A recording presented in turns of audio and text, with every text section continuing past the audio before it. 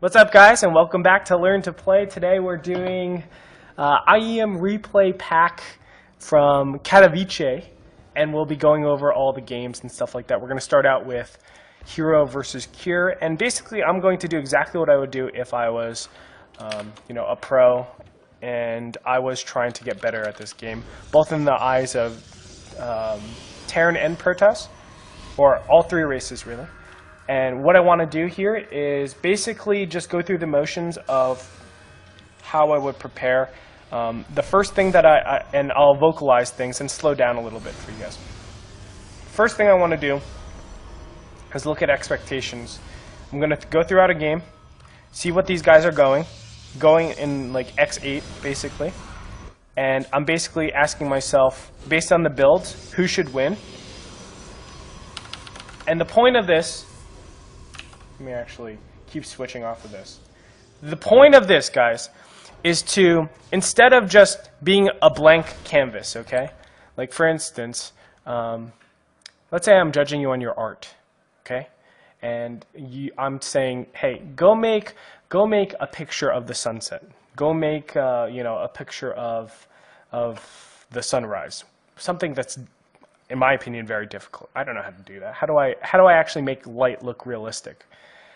But I want you to do that. And you might say, like, well, I don't know how to. I don't even know where to begin. And to that, I would say, just do it.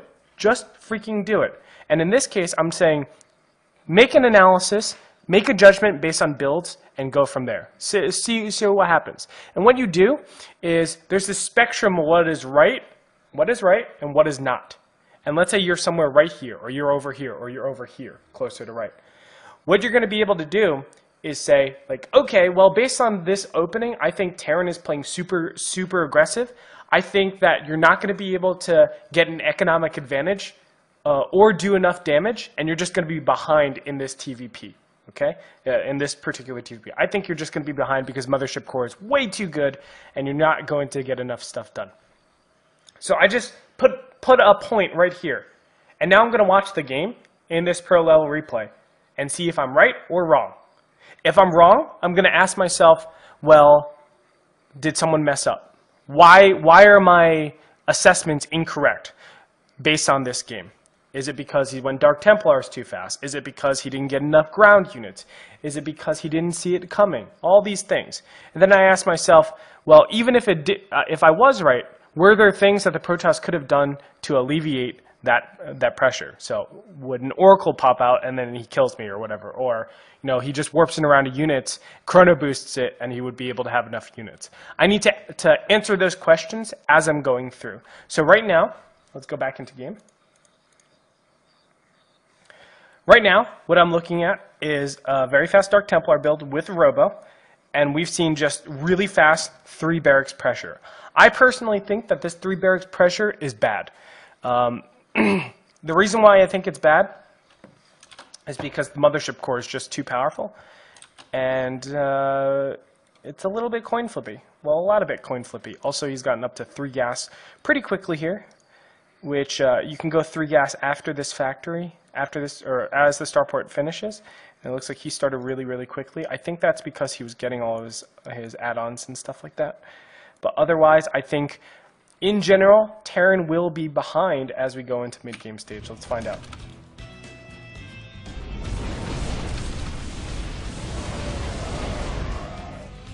Okay, so based on that attack, I think Terran is ridiculously far behind. The fact that, look at the units lost tab, that tells a lot. Is there like an actual units lost? Units lost, I don't know. But I don't think Protoss really lost that much. And I believe that because you lose so much in that early game stage, you will not be capable of getting enough units to supplement your initial medevacs. Your medevacs are already late as they are. They're going to pop out at 10 minutes. They're supposed to pop out at 9:30. I think that's a huge problem. And because of that, Protoss will be ahead theoretically. Now, Protoss did not go for the regular stuff. He went Dark Templars. So that's going to put him behind in tech a little bit. But we're going to see, based on the fact that Cure I like this, actually. I love Dark Templars a lot more now that I'm thinking about it. So Kira likes to go for this 5 barracks, or apparently, yeah, 5 barracks before getting a third. Go something like Dark Templars and punish the fact that there are so small amounts of orbital command centers and that you need your mules to be able to produce all this stuff. It's not going to be the case. I think, in general, Hero has a pretty sizable advantage going into this mid-game stage. Looks good. Wow, this is sick. This is so sick, man. Look at all the damage being done. This is so sick.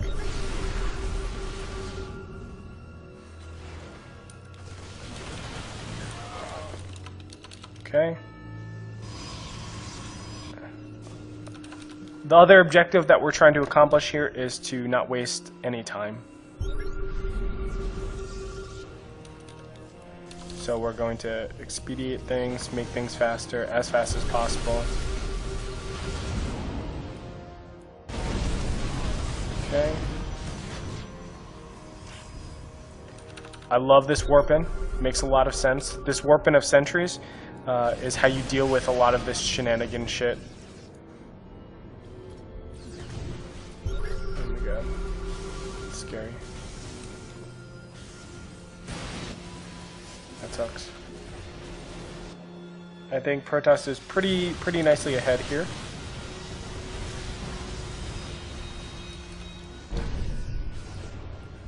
Just based on compositions, like the CC is late, there's no second starport, the Colossus count is already so high, and this should literally be just mass up.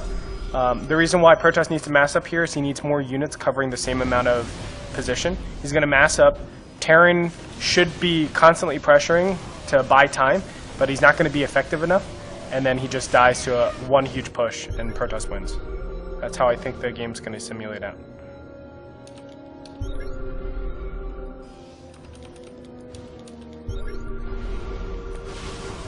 Wow. Oh no! Mistakes are being made. Wow. Pretty sick from Cure. That's like some audacity. Wow. Well, with that, I actually think Terran might be able to come back into this. That's a lot of Colossus that just lost. 3 Colossus just died. And you need those Colossus to deal with this mass pressure. Oh, and he kills another Colossus. Wow, that's pretty sick. It's still going to be tough. Maybe it's not enough time.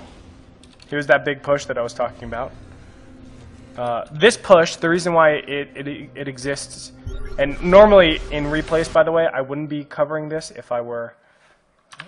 Control R? No. Normally in replays, I wouldn't be stopping and explaining all this, but I'm trying to show you guys like my thought process as if I were doing it, and then also like I'm making statements a lot of the times that I just want to reinforce and prove to you guys so that you guys are on the same page as me. Okay, this looks like a push and win from the Protoss, in my opinion. Oh, anyway, Protoss was able to do this push because a lot of medevacs were lost. So there's a big trade, and Terran can't keep up with it. So this should be... Oh my god, this is scary to me still. Like, an attack from over here, but it looks like he just has too much... Oh, very good. Very good backup right there. Perfect timing backup. Might seem pretty negligible, but it's actually pretty huge. Okay, force field. Force field. Doesn't matter. No. It don't matter none. Okay, nothing to learn there really. I don't agree with Grey Torp's control. Grey Torp's control. I don't agree with Cure's build. I don't know why I said control and... Oh, I was reading Hidden Planetarium. That's why. He said Grey Torp control. Control L? No. Okay.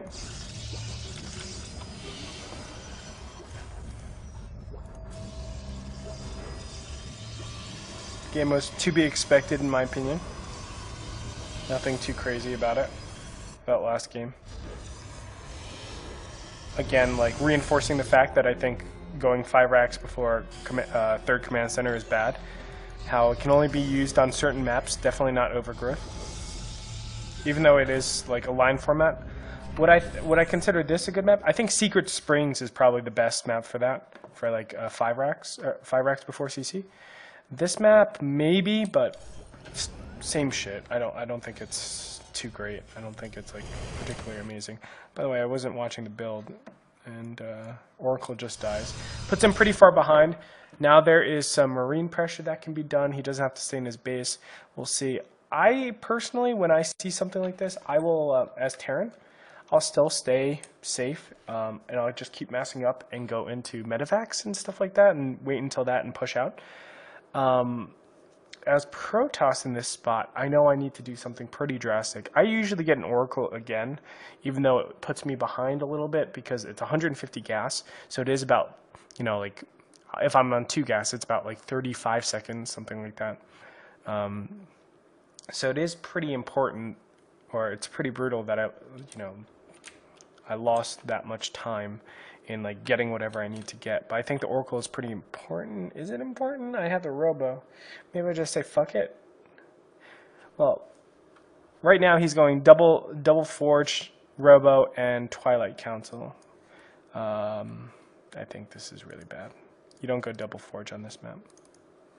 So if I'm playing Terran, I'm doing like a 13-minute timing push on this Protoss. And I'm double starporting after my 3 barracks, double starport, 4th gas, double barracks, SCV pull, attack. That's what I'm doing every time on in this position. After I kill the Oracle super early. I shouldn't say every time. But if I scan this and see like, oh, he's going double upgrades, I'm like super happy to see that. And it looks like Protoss is only getting no, he's getting additional clauses. Wow.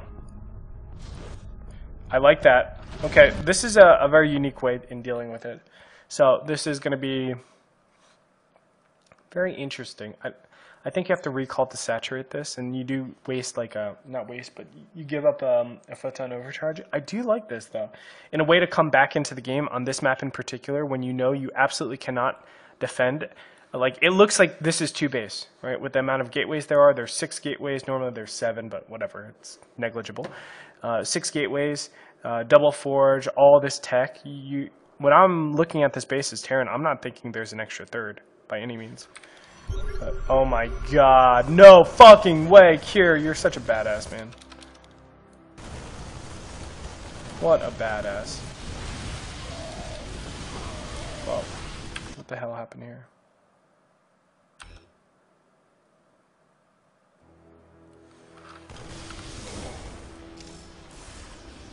Why is there an engagement? This makes 0... Oh, okay. Okay, I kind of understand that.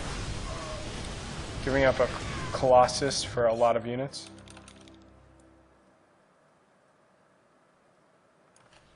Some Idra GG timing. Oh, that makes sense. Okay. His expansion got found out. He's out of position for that. I mean, when you go Stargate, Robo, Twilight Council, double upgrades, oh my god. You just went 4 techs. 4 techs. Double upgrades, Twilight, Robo, Stargate. Off a 2 base. Okay. TLDR, don't do that. Alright. Game 3. It's Shift L. Okay, I'll try Shift L. What is going on here? Friday, I think Greytech would prefer an additional building armor upgrade.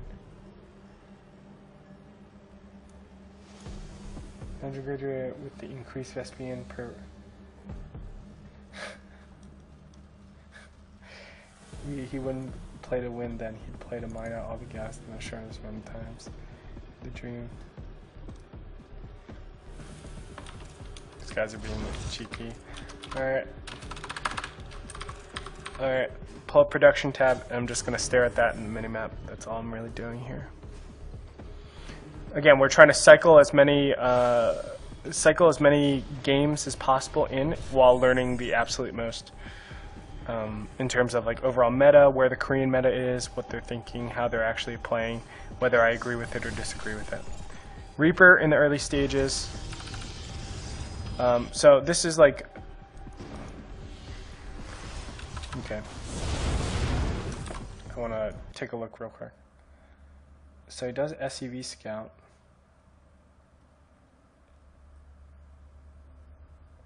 Any Reapers, puts pressure on. Okay, that's fine.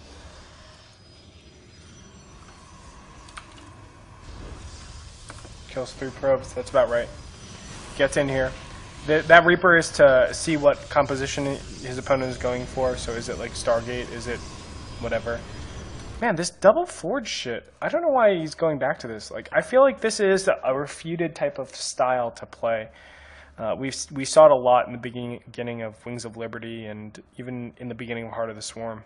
But it's just so bad. Like, I understand it gets you a lot of units, or it gets your units all pumped up and buffed, and it's a good way of just maintaining on 2 base, but like, it puts you so far behind economically, and a lot of times, like, if Terran just has a good composition, I've been 2-1 against 3-3 and just crushed my opponent because I get to my composition faster. So this third base is way too early, and there's no chance that a Protoss will be able to defend this. If I'm seeing this and doing the regular 9-minute 30-second push-out, which you can see it's even faster, double medevacs, I love Cure's the difference. Okay, just based on this, I think Cure should be winning here, as long as he doesn't overextend. There is one way to overextend where Terran is going to be just attacking, not realizing the upgrades are there. Protoss gets one good engagement and then he counterattacks and wins. But this third base should be canceled 100% of the time.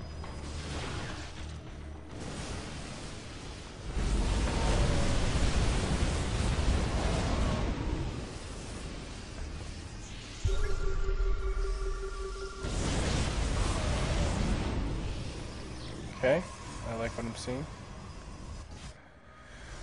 Let's see if he can keep it alive. I do like this, by the way. This is really clever.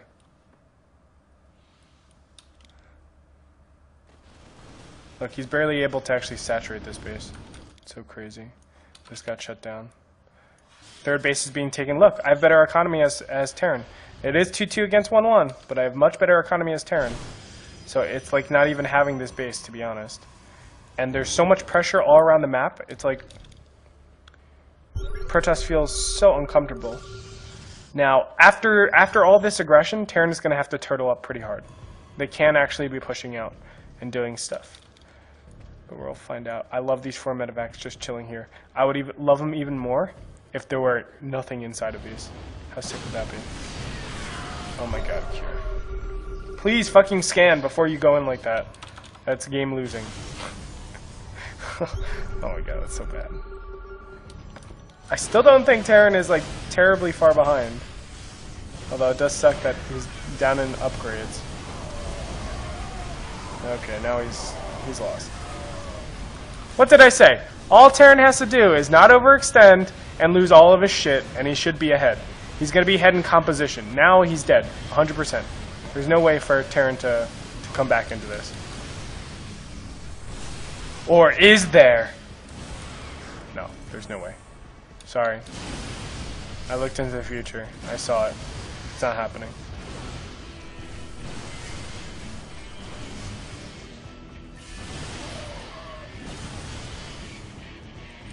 I do like this, by the way. He could have gotten 3-3. Instead, he goes Templar Archive. I think that's much smarter. Much smarter. Because the difference between 2-2 and 3-3 isn't that different. 2-2 is not going to really get you that much. Or 3-3 is not going to really get you that much relative to the High Templars.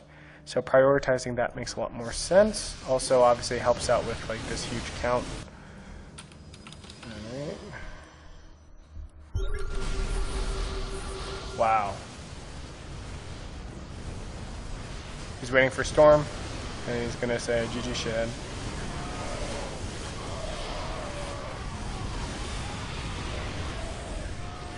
Later. Get out of my game.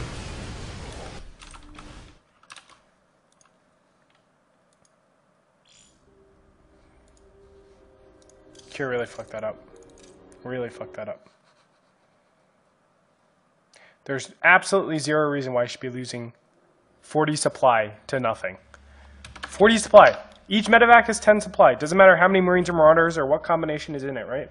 Because Marines are 1, Marauders are 2. They take up that much space. There's 8 spaces, 8 supply, plus the 2 medevacs. 40 supply he loses to nothing. There is no reason why you should be losing 40 supply like that. Reaper expand, standard play from Hero. Goes Zealot, cancels it, gets the Nexus down. Standard stuff. On the other side, it's double command center. Or no, just single command center. Same build that we saw in Overgrowth, putting pressure on. Do I agree with this? Absolutely not. You're walking up into a ramp. There could be a sentry here. Just doesn't make sense. It's not consistent enough. I'm sorry. He's not doing the same thing. My apologies. He went for double gas a little bit quicker, and he's going for a play to stop Blink Stalkers, because Blink Stalkers are really good on this map. What do you know? Blink Stalkers are the choice here. Okay, never mind. I take it back. I like what Cure's doing. I would have stopped going so many Marauders here. Marauders eat into your gas count, which actually affects this. So you can see he actually has gone for a 4th gas. Ordinarily, you're not going a 4th gas because you want either your barracks out faster, your double barracks after this, or your command center. And he's going the 4th gas because he feels starved because he needs to get his upgrades. He still needs to get concussive shell, and he's switching over. He's saving up for this. So what I would do is stop around 4, or maybe even 3 or something like that, and just do Marines after that. The Marauders still do the burst damage to the Stalkers, which is all that's needed to stop the Blink Stalkers, and then you have buffer in between. He's going to blink down the same amount of time if you have a Marine or if you have a Marauder here. So you don't have to get so many Marauders. You can do reactive Marauders. That's perfectly fine, and then go from there. But in this case, like what Cure is doing, he's actually fucking himself from going his correct count, which he thinks now he has to get the 4th refinery. That's incorrect. It's going to slow down 5 racks. It's going to slow down a 3rd command center after this. And you're not going to be really able to spend off of 4 gas. We're going to watch it and see if I'm right, obviously. And go from there. Man, this is such a fast Nexus. These kids these days, super quick. Dark Templar drop, I like it. Wow. How frustrating, huh? How frustrating. 3 scans. Oh my god. It's a really sick build, by the way.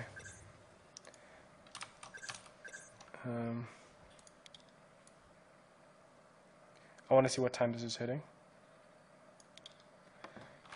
So he has Blink and Dark Templars for this attack. Meanwhile, he expands and has the Robo going. That's like so sick, man. So sick. I think Protoss is way ahead. So it pops in at 9:30. Wow, what a fucking awful time. Oh my god. Terran hates their life at this point. How do I stop this? Obviously, we can turret. Wow, fuck, man. This is such a brutal attack. So obviously, we can turret. The other big thing that we want to do is actually be pressuring a lot earlier. So I'm thinking, like, what's a good way to deal with this and also deal with the entire range that our opponents can do against us? So I think a push out right here is warranted, and you don't go combat shields, you go concussive shell. You want to force out as many units as possible. Blink isn't going to be done. What have we seen so far? We haven't seen anything really. Oh shit. Well, we saw Twilight Council. So we know it could be a Blink play, it could be a Dark Templar play. When we're up against this style, we want to take room as much as possible anyway. So we want to be pushing out at 8 minutes for sure. When these 2 Marauders hit, I would actually say right here, we push out and we try to apply pressure. And what we do is we scan right here, and then we can apply pressure, we do whatever we need to do, force units out as best as possible, and then keep teching up. Because if they don't have sentries, we got to ask ourselves, why don't you have sentries, right? You should have sentries. To defend against this attack, you should have sentries. You shouldn't just rely on stuff. And then go from there. But I think this is a really, really tough attack to stop. Okay, let's go back to this Dark Templar, where Cure is incredibly far behind. What's up, Mario? What's up, Shatter Zero? Okay, there's a lot of damage. It's a lot of indirect damage. I shouldn't say a lot of damage, but it's like mining time, that's a problem. It's staying in Terran's base, that's the problem. A lot of just annoying shit. Also, what can we say about SimCity? I guess all these depots should be over here, barracks, all this stuff should be closer and tucked in more. That way we can put a turret and it'll affect a lot larger radius. These supply depots over here don't make a lot of sense. We want to be getting it back here. Put as little things as possible on the outside so he doesn't have a lot to attack. And from here, I think Terran's just too far behind to ever win this. It's just going to be macro, Protoss pushes, wins. Or macro, Terran tries to do an attack, loses, and then Protoss, he just GG's out. There should be never, ever, ever be a case right now of Terran winning this game, based on how far behind he is and the relative third bases. Is this going to be the push win? I think it is. Boys, I was correct the mundo. Okay, nothing to learn there. Well, I guess we did learn about that Dark Templar play. Just fucking good, man. Really good. God, I don't even know how I would prepare against that, because I never prepare against Dark Templars. Do I just start getting the habit of preparing and getting blind turrets or something? I don't know. Also, we could surround turrets with depots. We got to think of that, too. We could just surround a turret with depots, put it in the center. I think I'll start doing that. And that way, it can never, ever, ever be gunned down. That seems very reasonable. Very, very reasonable. Okay. Oh yeah, no map 5. That's one best of. Took us 30 minutes to look through that best of 5. 4 maps. Okay.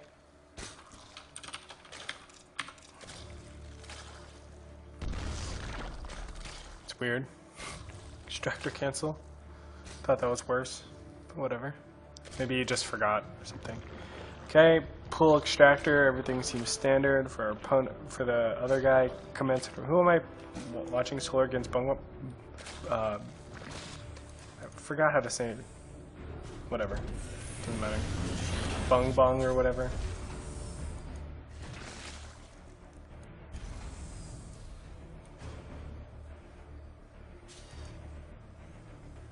Okay. Cloak Banshee against Nidus Worm. Oh, GG Terran. Base trade? Base trade and lose, for sure. Yeah, GG Terran. No chance. Wow, it's pretty impressive. This one bunker.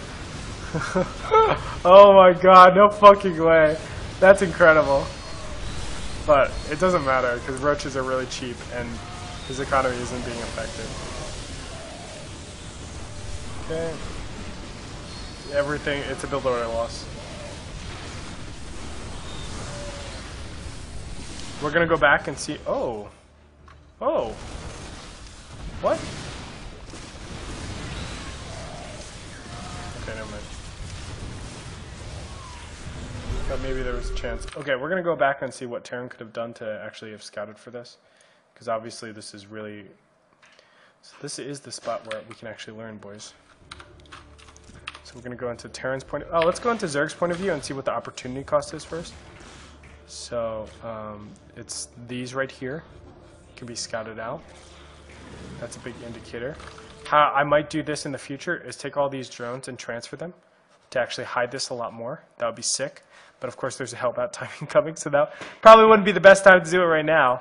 And of course this in the back as well. So we need to prepare for this a lot earlier. 7 minutes? That's a good 7 minutes. Okay. There's Roach Warren on the way. Nidus goes down immediately. And just rallying. Not even, by the way, not even Roach Speed is incorporated in this.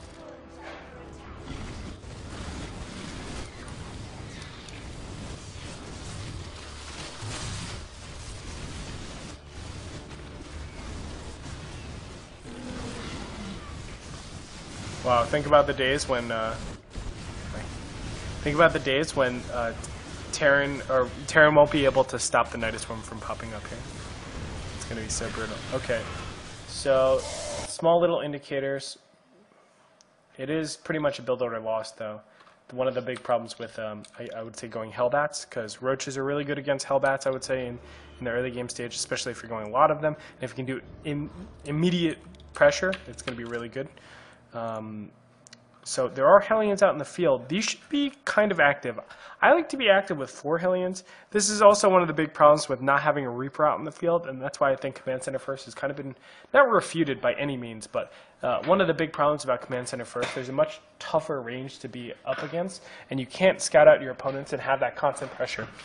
When you go for Barracks into Factory, it's about a 30-second window from like 6 minutes to 6:30 where Zerg can actually pop out onto the field. Metabolic boost finishes, they can do stuff, they can be active.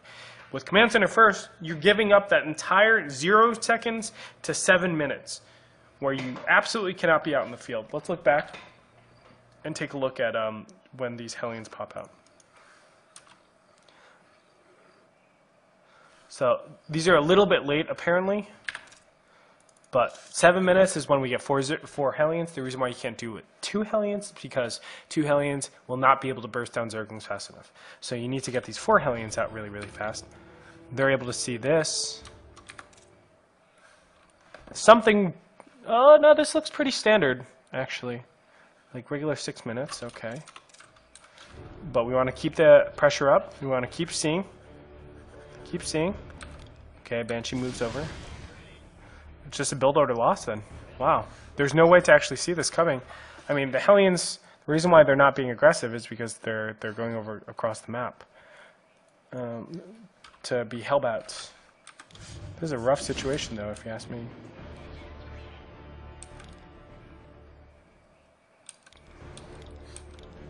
Because he's going 3 CCs behind this, too. So this is just a clear build order loss. Like, that's one of the problems with it going this cheesy build. I don't think there's any way to stop it. So keep that in the back of my head, that people that like to do like this Hellbat bullshit, there's a very clear Zerg build order win. And also I gotta realize that in the future for Terran vs Zerg, I can't be doing that shit.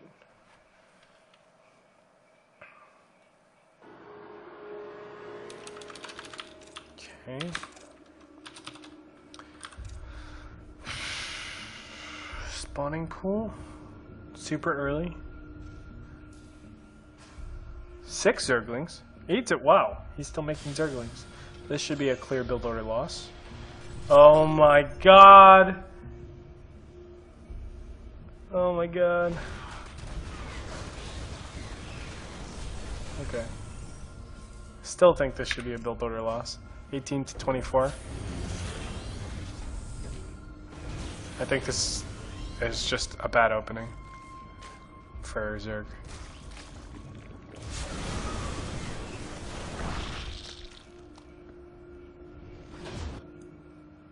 The hell happened? I wasn't watching.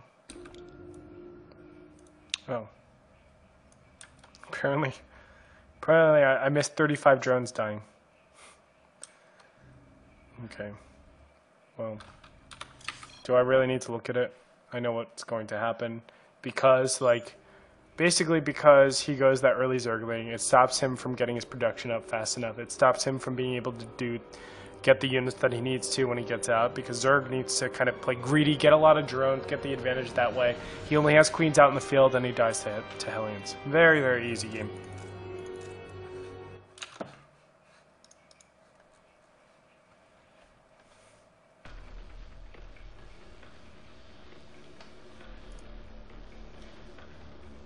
Dear Terran Bros, I have a solution for a second supply depot that takes same time to build as a pylon. What about an upgrade that allows us to construct? So let's see.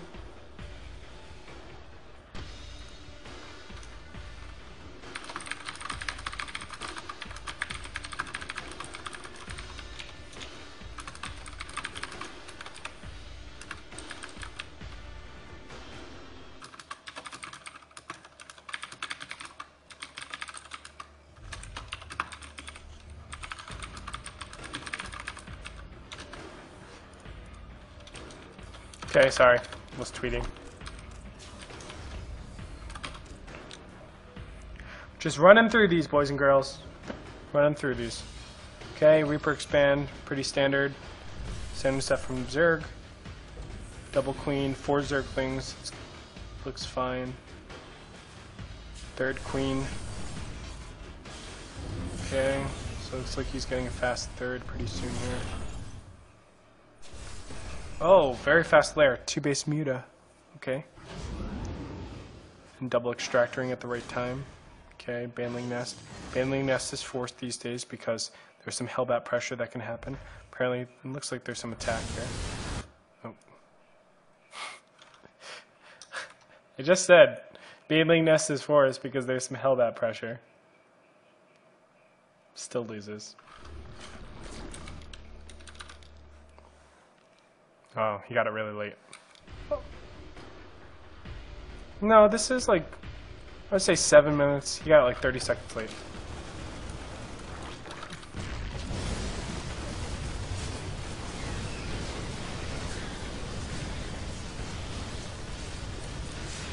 Yeah, it just dies.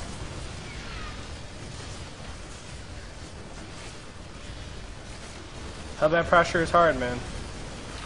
Okay, build order lost. I think I've seen this a lot too, and I feel like two base mutas, the counter to it is actually getting Hellbats fucking quick. Fucking quick.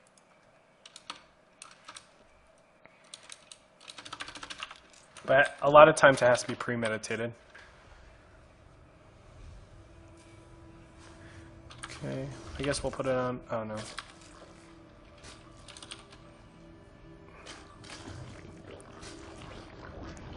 Okay, Reaper expand to standard. Spawning pool, extractor. Command center afterwards. Factory. Getting command center on the high ground. Everything looks very, very standard. Nothing looks crazy. Starport, okay. Go for the medevac and probably Hellbats again. Okay, same attack, Hellbat drop. Do I like Hellbat? Or not Hellbat drop. Hellbat just strike at the front. Do I like this? Well, it worked already once. Same timing. You can see the Banling Nest timing is much different here. He got it at, looks like 650 or something like that. Oh my god.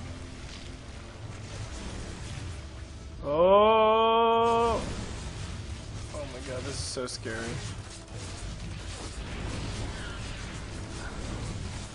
Look at that. The difference Banelings make. Okay? The difference Banelings make.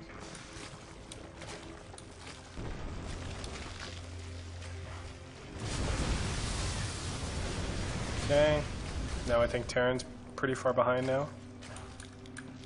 I shouldn't say pretty far behind. Yeah.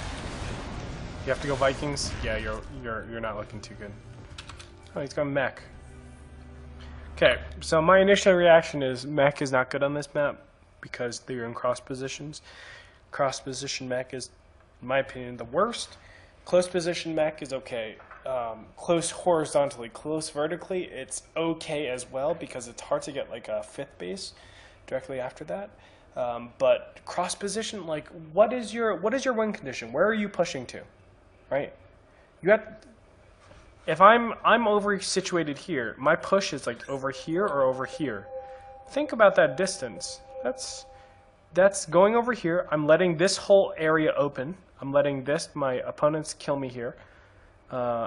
I'm letting counterattacks happen, and then I need to push across into new area. Whereas if we're close positions like this, I push here and then I push here to cut off everything, and then I can kill the 4th base, and I'm stopping any engagements from happening at the natural. Or I push here, and I kill the 3rd, and I kill the natural. Like, there's very easy pushes to the other directions. I think cross position doesn't make sense that much. What? This is crazy. Okay, now the Vikings make sense. I just don't like it. Wow. That's pretty cool, man. That's pretty cool. I'm not gonna lie. Kind of like that.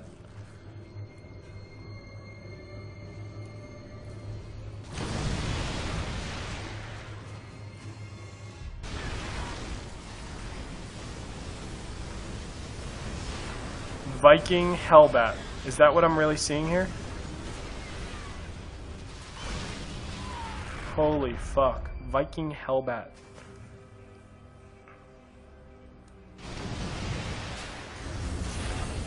Okay. Zerg obviously not in a good position now. But he's not in the worst. I mean, Terran really isn't at full base saturation. I mean, he's at like 3/4 basically. So I guess it's fine. Now getting a 4th base.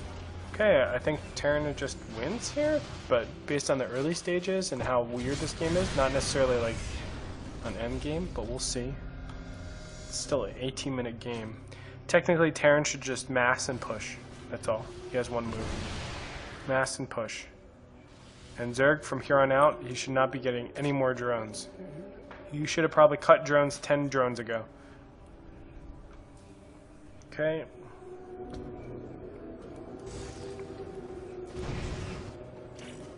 Okay, Terran's pushing now, he's maxed. I think Terran loses this first fight though.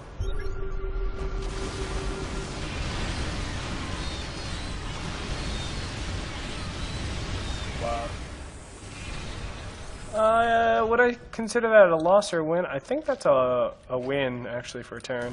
The reason why I thought it was going to be a loss is because I figured the attack was going to be on creep, but it doesn't appear to be the case. I also like to switch over to Banshees. I think Banshees are really nice. Forces out Hydralisks in this spot, which, I mean, Hydras are still going to be good, but you need to have a pretty high count. If I'm, as Zerg, if I'm able to just consistently go Roaches, I'm going to be able to just outmass you at all times. Hydras do give more DPS, but Roaches are just so cheap and so expendable. Oh my god. And now this happens, where you clear up, and your Banshees can still do a lot of damage, and you should have just like a defensive type of nature at home. So siege tanks are sieging up, and you can do this base trade stuff and be pretty cost efficient. You need to GTFO! I guess not. Yeah, Banshee, good unit. Alright, it's over. Really, really nicely played.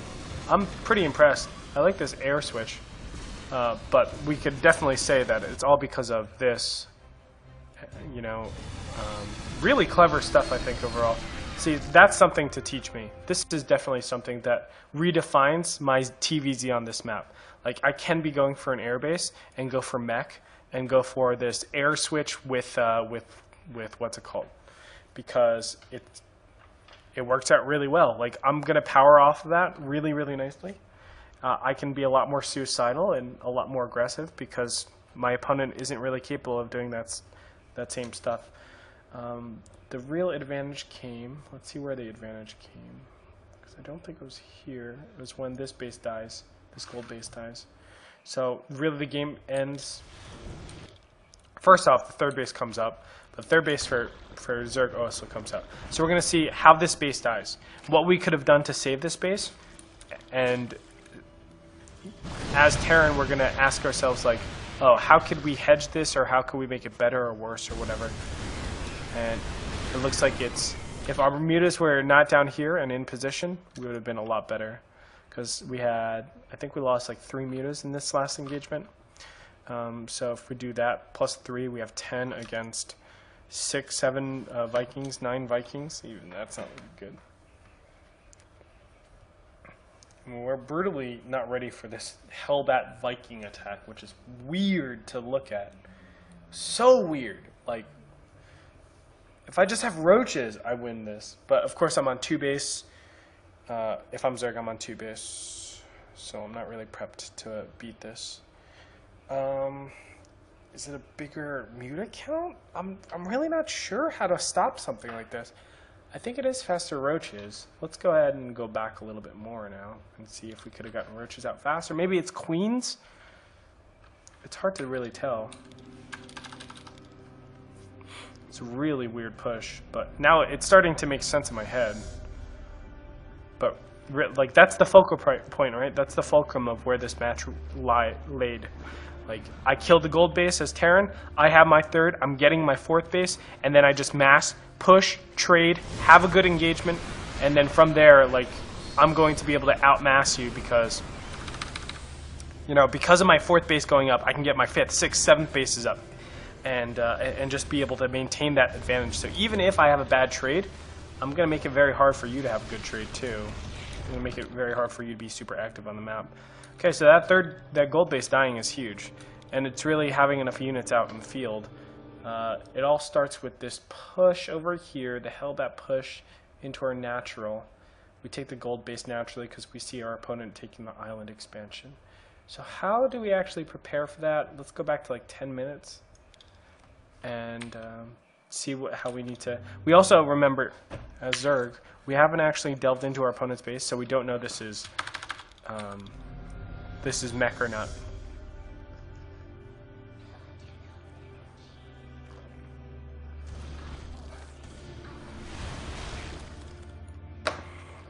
We still don't know if this is mech. But the Vikings should kind of tip us off a little bit. Like, why the fuck do you need Vikings here, right? Seems very unreasonable. Okay, now we see a lot of Hellions. So, there's a couple of things here. We need to be able to verify that they're... Okay, we need to be able to verify what we're up against, because right now, it's a big blunder that we aren't able to see if there's roaches or not. He's getting roaches, though, for some reason. Also, just give up. Don't try to pressure this. Give it up. Take watchtower control. Excuse me. To think this is going to be dying is like a brutal mistake. Like he could have a lot more turrets up here. So we just put ourselves open into a very precarious spot. I think that's the huge blunder here. Have our mutas be defensive and while we double expand.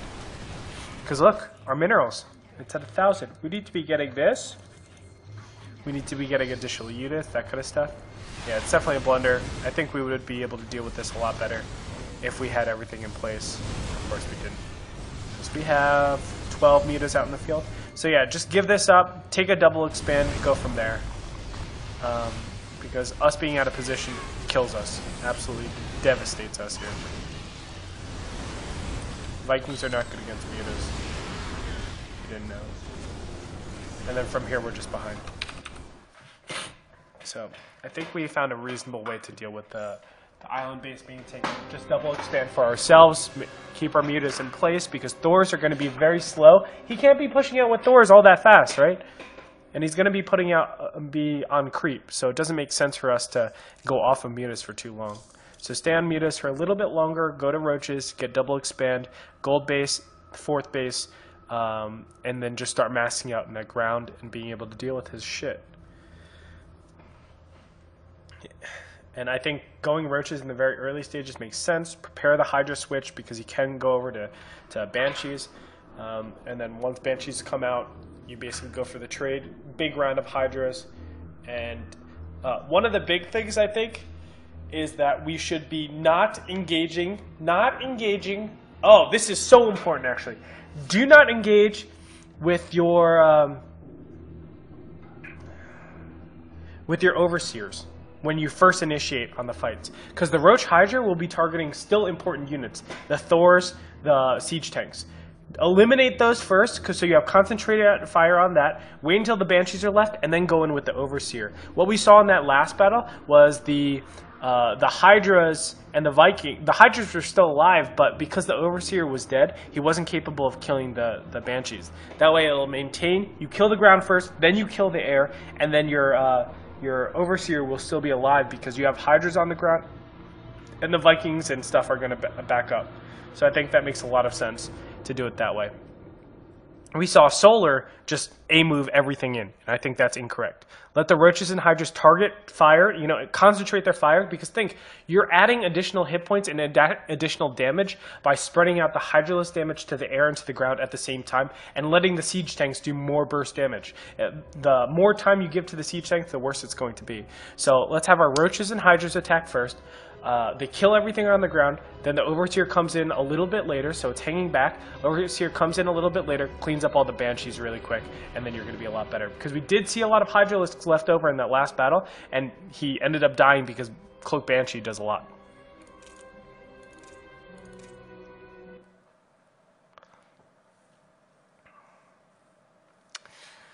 Zest Hydra, this is by far, I was talking about this on Twitter, this is the best series that I was able to watch. Excuse me.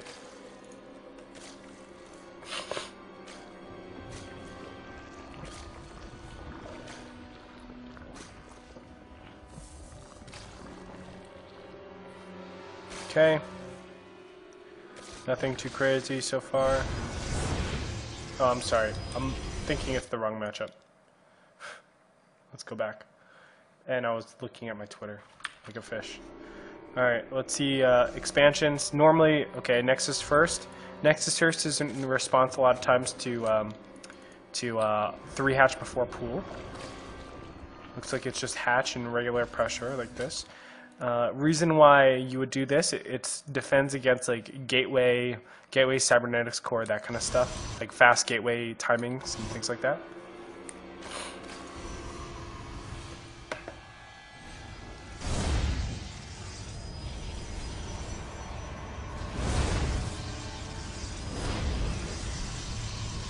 Okay. Anything of value just yet? No, not really. I mean, we already see what Zest is doing. Hydra. Okay, look at units on the field. He's only had to drone up from here. He's going to continue droning here. Did he actually see what his opponent is going? Okay, so when you see the Robo, you drone up to 55, and then you just get mass units. Oh, let me explain why 55. It should be, you're on 3 gases. So 16 plus 9 here is 19. You could include 2 here, so 22. 16 plus 6. 22 plus 19 is 41.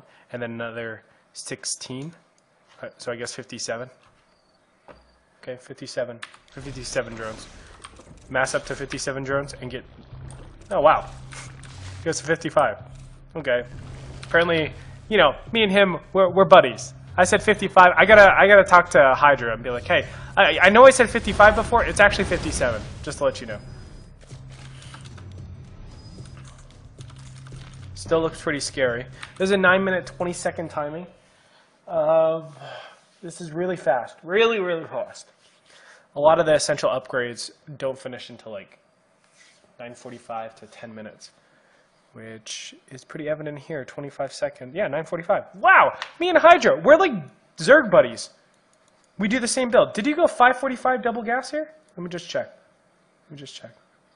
Let's see if we're real buddies. Oh, I'm sorry. Sorry. So, okay, we're going to see. Did he go 1 additional extractor at 6 minutes? Let's find out. I'm getting excited. No, he didn't. Okay, we're not the biggest of friends. He could have gotten this shit a lot faster, but he double extractors here. Okay, we do slight variations of the same thing. We get the same amount of gas at the same time. This though seems that seems fine. If he's going hydrate, you need your 4th gas. Okay, let's see how he defends.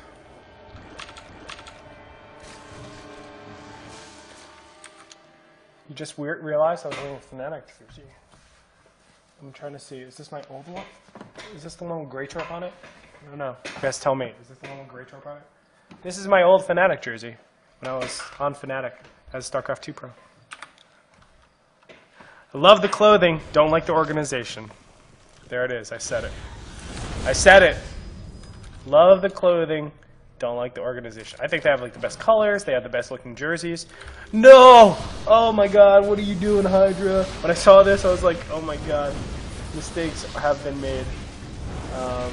Obviously, getting these Hydras trapped are a big problem. You don't want to get them trapped until they have groove spines. Why is groove spine so important? Because it allows you to kill these fucking sentries. So what he should do is have the Hydras, like, even though they're, you know, you can get force shield, force shield, force shield, force shield, force shield. You want to hide behind this, and you don't really mind losing this hatchery, knowing that you have your Hydra count is growing and growing. Okay. Wow. So we're gonna just see, because that's a lot of Zerglings to let through. I also want to see how many sentries he loses here. He loses 5, 6, 7, 8, 9. Okay. Mistakes were definitely made here.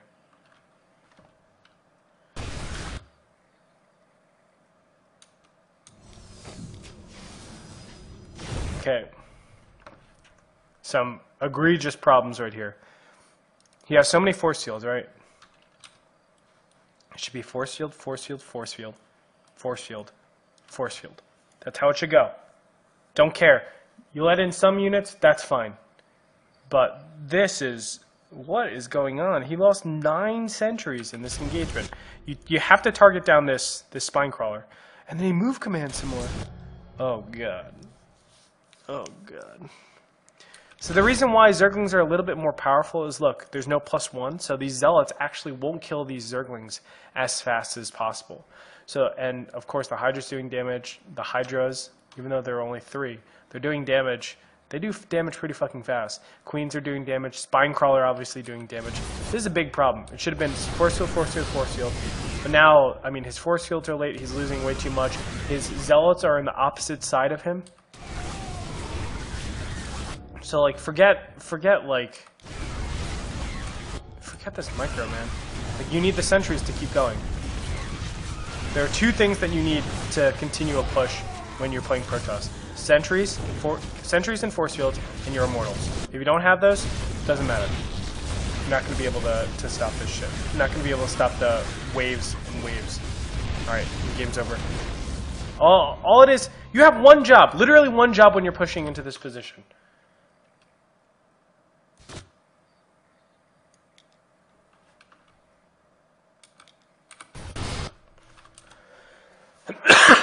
We're going to go into the mechanics of how Zest played this. Okay. Okay. First off, screen positioning is incorrect. This is where Zest is looking. This is where Zest should be looking. This is how he should be engaging. Not like this, or not like this, like this. So when I'm playing, I have all my units selected. I'm attacking in here and then getting ready. See the difference in what I'm seeing as opposed to what he's seeing? He barely sees anything. He doesn't know how many Zerglings are popping down here. So when you're going into an engagement, you're looking over here, and there are 2 things that you need to watch for.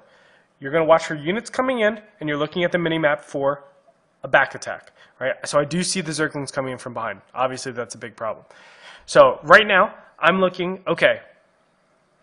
So my eyes are going to be positioned like right around here, and I'm constantly looking back on the minimap, and at the same time, I'm looking at the maximum amount of stuff. Right here, I'm able to extract more data out of the same information than Zest from a pro player, and it's just because of his screen region. Okay, I'll also talk about how I'm doing this. So I have all my units. I'm attacking in here. I actually use my mouse. Okay, this is something that I've gotten from casting, and I think it's actually really good. This is my mouse. It's a Sensei. I really like it. See this middle button? I'm using this middle button a lot because I have a sliding feature that I do a lot of the times where I hold this down, and it lets me control the camera movement no matter where I'm at. And it also keeps my, my mouse cursor in the center or wherever it was last. So if it's... Keep pressing buttons. So if it's all the way up here and I move it, it's still going to show up here. So I move it down like this, and my mouse cursor, wherever it is, I normally have it in the center. Wherever it is, I center my screen out, and I can go force field. Oh shit! I just fast forwarded. Damn it! I pressed F. Ah, just went a minute forward. That's annoying. Okay, this is great. This is a huge win. I actually remember seeing that and saying the game's over. If I kill that many hydras, the game's over. So right now, his movement across to look is costing him. So I'm actually going over here like this. Oh my god, I did it again! I press F to force field and... Oh my god. I suck.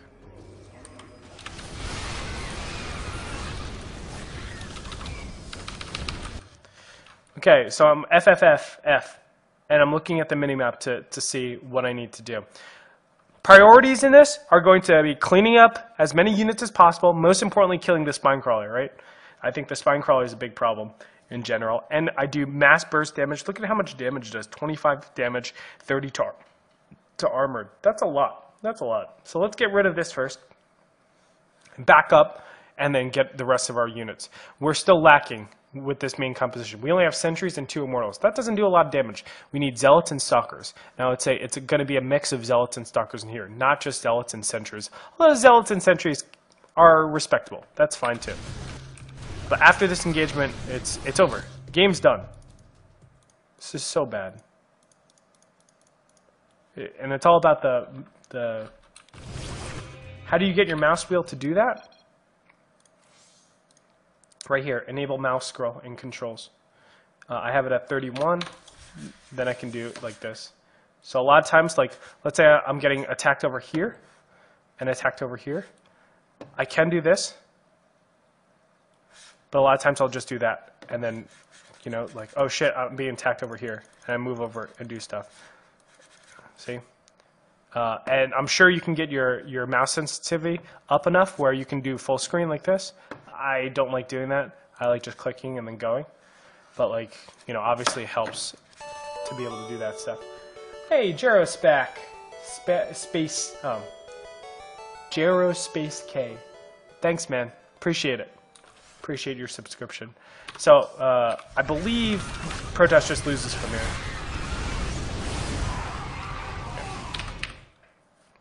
here. There's zero way for Protoss to ever come back from that.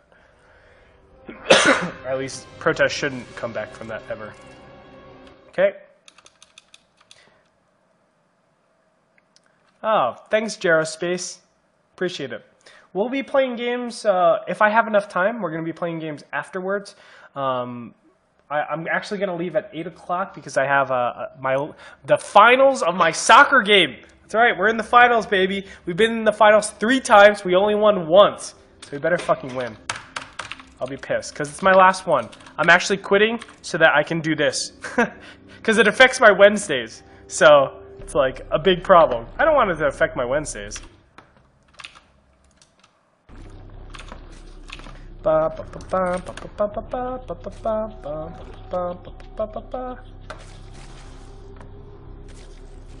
Okay.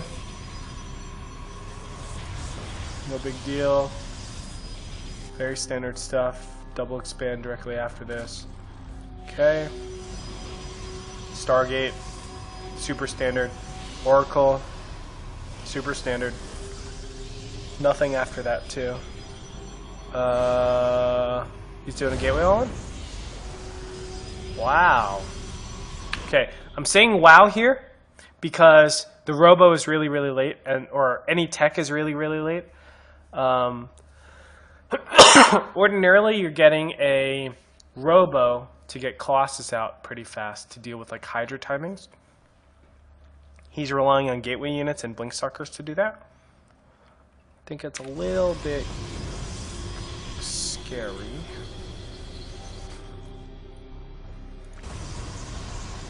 But I mean, it's understandable. It's basically a 3-base all-in. I can say it's definitely a 3-base all-in because look at how many gases he has for his 5th and 6th. So this is just a standard 3-base all-in. Okay, it is an all-in, just 1 base later. My bad. Let's find out how it does. Okay, how well do I think this is going to be? In general, so this hits at 11 minutes. In general, I feel like this is really good against a swarm host style. you're going to be able to put max pressure on your opponent, especially when you see these swarm hosts pop out. You don't want to directly be engaging, but you know that he doesn't have a lot of stuff because swarm hosts are fucking expensive. So I might consider actually getting a lot of blink stalkers in this case, even though you would think like, oh, don't go gateway units against these against these swarm hosts. What I need is a bit of tanking damage. I'm too sentry heavy, so if I can get into this location and force field out and then attack this or even pressure over here, I can also do drops over here eventually and also take my own fourth base, double robo directly after this. I don't know whether that's going to happen or not. I actually don't remember this game that much. I know it goes long, but I don't really remember it directly after this. But I'm taking advantage of how slow the start is for the swarm host. Yes, he's been able to go swarm host directly into but he still doesn't have enough time because they're 200 minerals, 100 gas. That's a lot of minerals to be spending on these units, and it just will not have the sheer strength or power to be able to deal with my army just yet. So get a lot of stalkers, blink micro the first wave, and burst it down to be able to force field this out.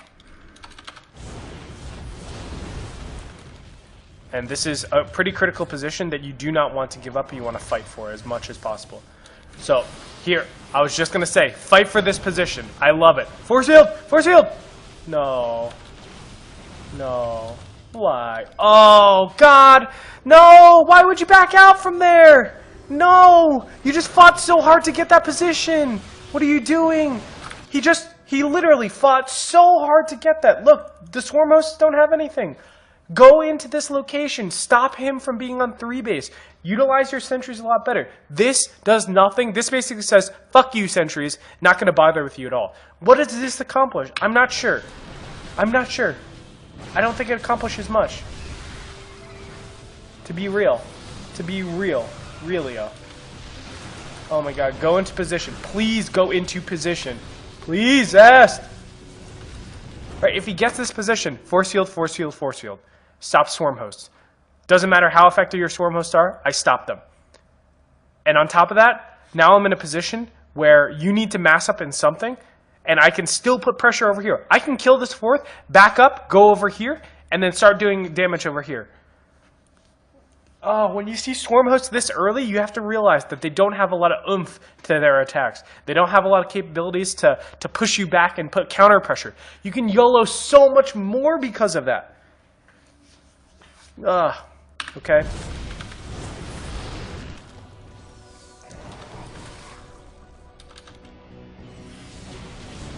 And as soon as the enduring locusts pop up here, okay, no, stop engaging here. He's trying to put damage on the third base, but it doesn't matter because this is up. Okay, the muta switch, pretty standard too. Todd was just talking about this a game ago, yesterday when he was watching Life versus Hero. What? Oh, okay. This should be a one game already. This base is dead, and I'm still doing additional damage over here. So the game's gone on a lot longer than it should have. That's a nice pickoff, obviously. But a fourth base should have been down. Like, there's so many things that should have happened here in this game that just did not. Fourth base definitely should have been down. You can do that before getting your 5th and 6th gases. You don't need your 5th and 6th gases. You throw down the 4th, keep supplying, keep putting pressure, take advantage of the fact that swarm hosts, oh my god, I think swarm hosts are almost 3 roaches. So if I have these swarm hosts here, let's say there were like 6 swarm hosts at that point, 6 times 3, that's 18 roaches that he does not have. And there's no way to get enduring locusts out that fast. So just fucking pressure, just fucking go. See, Protoss these days, they're all a bunch of nit bitches, okay? We need to unbitch ourselves. We need to unbitch ourselves. Just fucking go.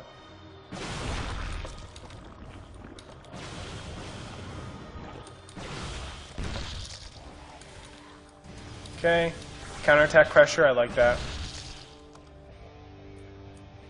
That's fine. Okay, so how are we going to tackle this issue? The reason why people go mutas these days, directly after Swarm Hosts, is because the amount of drop options that exist for Protoss is unreal. If I have like double Robo Warp Prism production, I'm going to be able to warp in everywhere, and your Swarm Hosts are so fucking slow, then you're not going to be able to keep up. So that's why they go mutas, they go Zerglings, they go Roaches, and then they switch back into Swarm Hosts. Makes a lot of sense, right? But the big problem with that is that mutas aren't good at confrontation.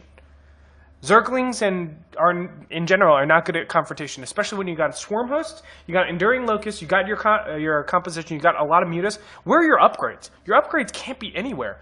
I wouldn't be surprised if these are 0-0. 0-0? 1-0. Okay, that's fine. Makes sense because you want better Swarm Hosts. But these have to be 0-0. These have to... Oh, they're 1-0. Wow, crazy.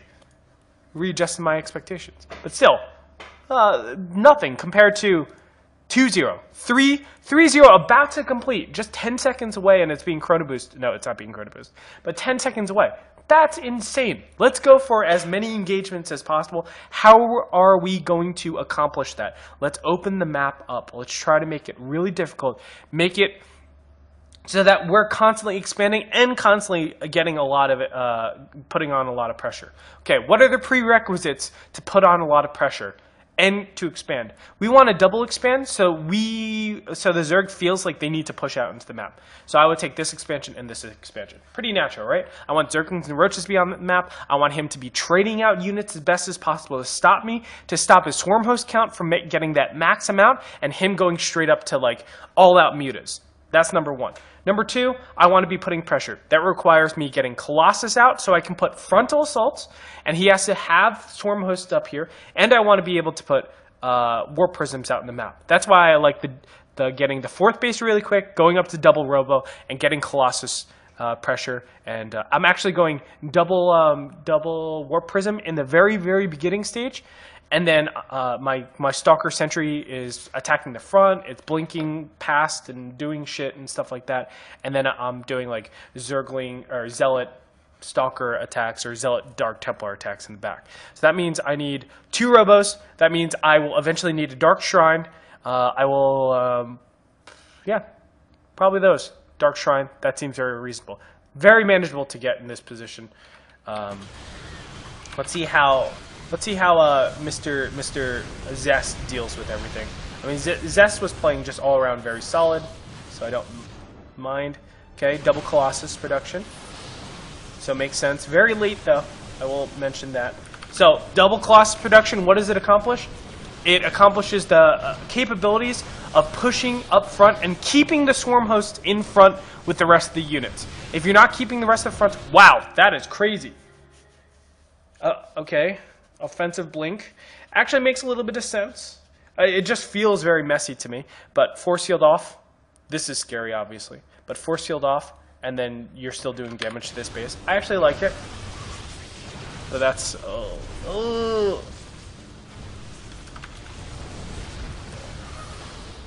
okay. Focus the hatchery, please. No, just want to maintain. Oh, this is so scary. Holy shit. Wow, that went down so fast. Alright, what do we do from here? Fuck, man. We just lost our Colossus. Like, I guess that wasn't a good engagement to go into because of, you know, we're just so ill-prepared for the switch over to Vipers. So, kind of a prerequisite going into endgame is also getting Hind Templars included. Is this a good spot to be hitting? Because Vipers are going to be, they can chill over here, they can chill over here. We can't really get a good storms, or not good storms, good feedbacks to stop something like that. So I'm kind of feeling like this attack doesn't make sense. We're just going to get buck-footed every single time. Okay? This is like the scariest fucking position to ever be in. Wow, that is a weird aggressive blink up. I don't know why you would ever do that. I'm not too crazy about this Hydra position. I think all of these should actually fall back and just keep a couple up top. Because what does this, like, 10 Hydras? What's the difference between having 10 Hydras up here and having 25 Hydras up here? Not that different, right? In terms of how much damage we're putting on this base, stopping it from mining, it's really not that different. But what does it do for the counterattack? What if I force sealed off right here, right across here? What are you going to be able to do? I can storm. I can Colossus up here. I can isolate these. Aggressive blink, force shield, etc. We need Hydras back here. There's really no reason to be pushing all the way up here and doing that. Okay, is that a mistake from Zest? Let's see what he sees, because that's probably more important. Great Trip, you should be a PL coach. Oh man, that would be the day.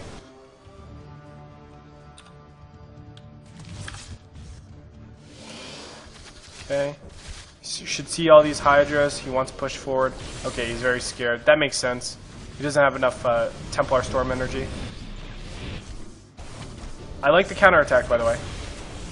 That's what you want to do, right? Whenever your opponent is containing you or putting a lot of pressure on you, a lot of times they have nothing at home, so let's put counter pressure and go from there. Additional Colossus, absolutely mandatory. One thing I'm noticing about Zest is he's like double-clicking 1, or double-clicking 2, where all of his units are.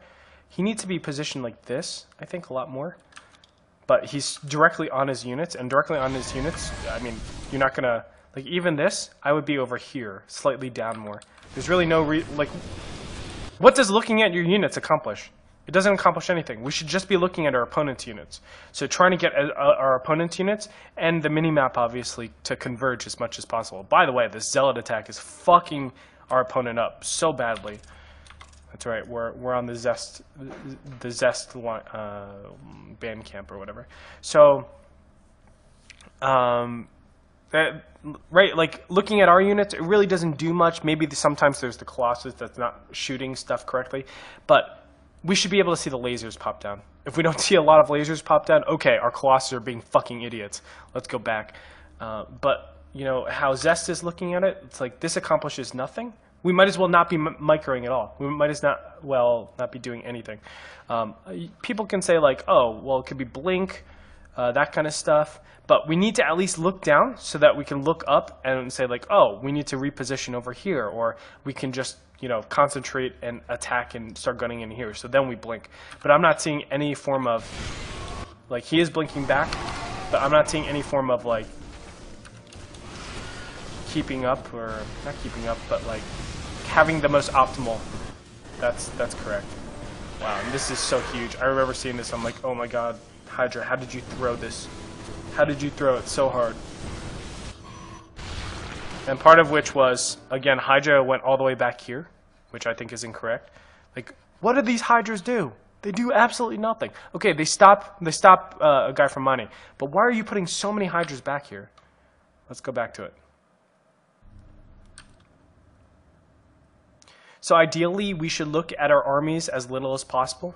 I think so. I mean, we need to do all the things that allow us to micro the absolute best. And the things that allow us to micro the absolute best is reacting to our opponents and being able to make the best possible choices based on what our opponent is capable of. So if I see Vipers out there, I need to know, like, oh, okay, well, I need to start feedbacking. I need to get that in my head. I don't want to be looking at my army and then it's already hitting me, or I have this much time to feedback where it's right down here. If there's something like fungal growths, I need to be able to dodge that shit. So I need to know, are there infestors out in the field? That kind of stuff. There's really, really an importance in being able to see what your opponent is capable of and then reacting, not looking at our army and then going from there. I really feel like there's a big problem with this screen of Zest. This is obviously gigantic. Kill the swarm host. That's like pretty game ending, but apparently not, because the bank of Hydra is just gigantic. Okay, let's go back. And yeah, I'm really scared of that too. Hydra is... Let me look at the income tab. Hydra is ahead, obviously. 183 supply to 117. I don't know how Zest would ever win this game. I think he lost this game, actually. Okay. This makes sense. Obviously, just being all over the map pulls him in. Pretty game ending right there. Just does bad engagements after bad engagements from Zest. So it snowballed from this whole spot right here on our right-hand side. Right here. That spot that I'm looking at. This isn't actually where the game ended. This is where the game ended.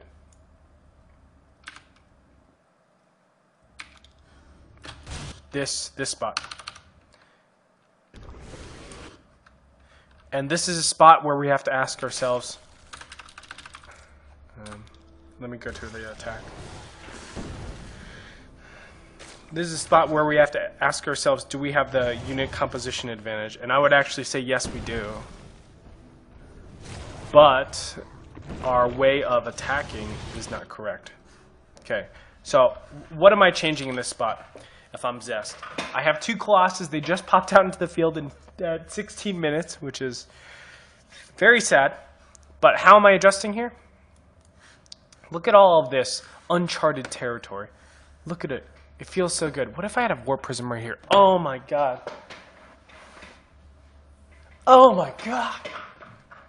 Okay, so we want the Zerg to be as undeveloped as possible. As undeveloped as possible. For him to make successful attacks, there needs to be a sequence of events that happen before he can actually feel comfortable with pushing out across the map. Number 1, he's not counterattacked.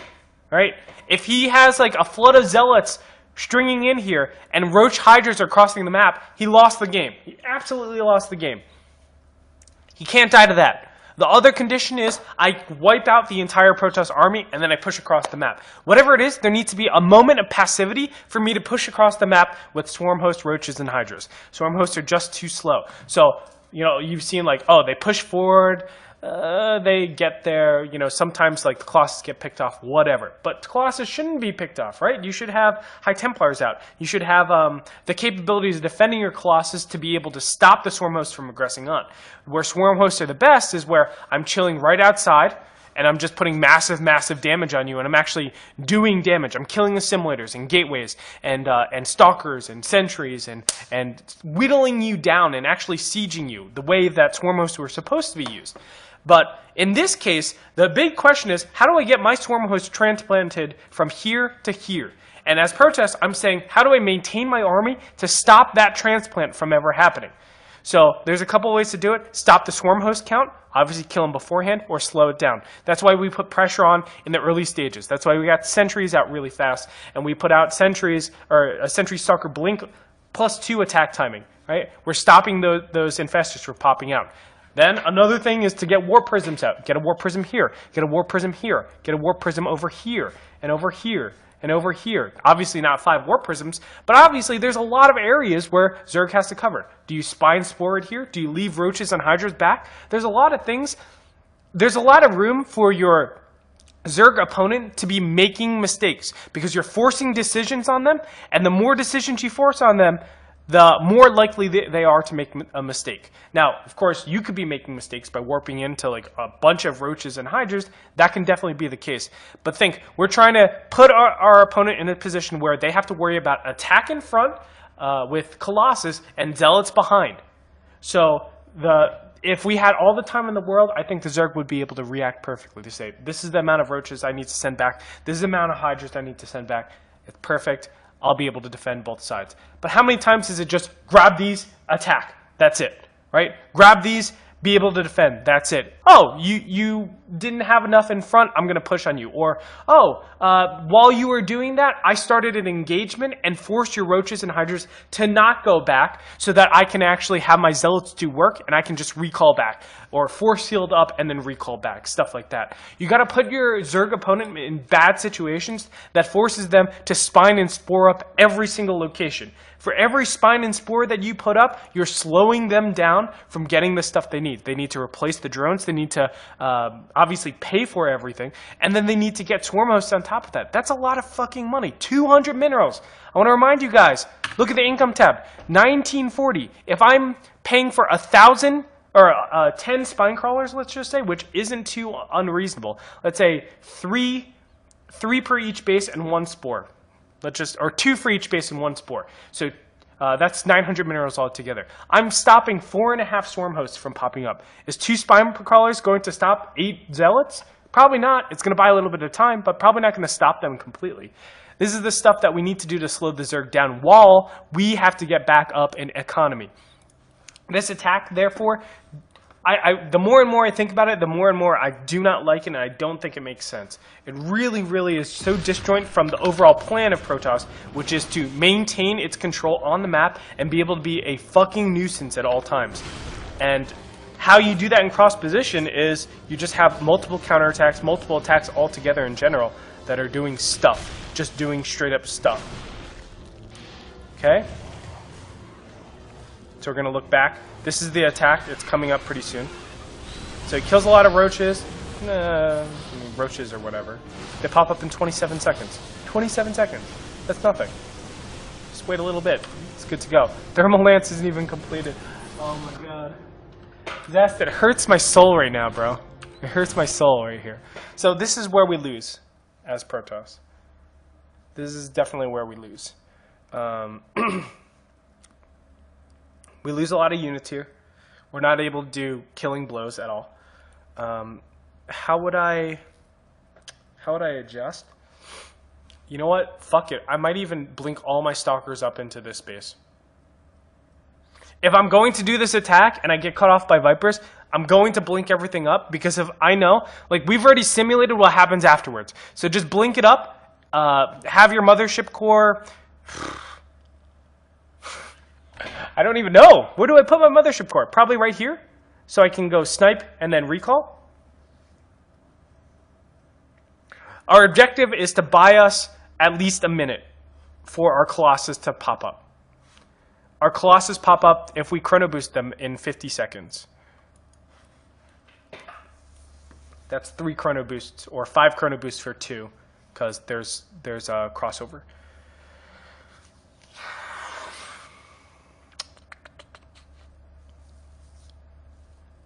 This is a tough spot for Protoss. I think it really came down to the build and Zest making mistakes there, and also not having continued aggression. Like, God, I can't stress it enough how important warp prisms are. Even if there's mutas out in the field, you fucking need them. Against swarm hosts, you need them. It's a default loss, I think, if you try to just clash heads continuously. So adjustments would probably be, I'm not doing this attack from this location. I'm getting High Templars a lot faster. We have the ability to have High Templars. I mean, look, we're on 4 base, we're maxed out. We haven't even gotten our 4th base actually just yet. We're just starting to saturate the gases. We need a 5th base, that's for sure. That's going to be a main priority after the muta switch because mutas are just so incredibly bad in terms of engage. They're good for counterattacking, but you're not at a great economy. You just started your mutas really, really late, and Protoss still have a good, decent amount of upgrades. One sec.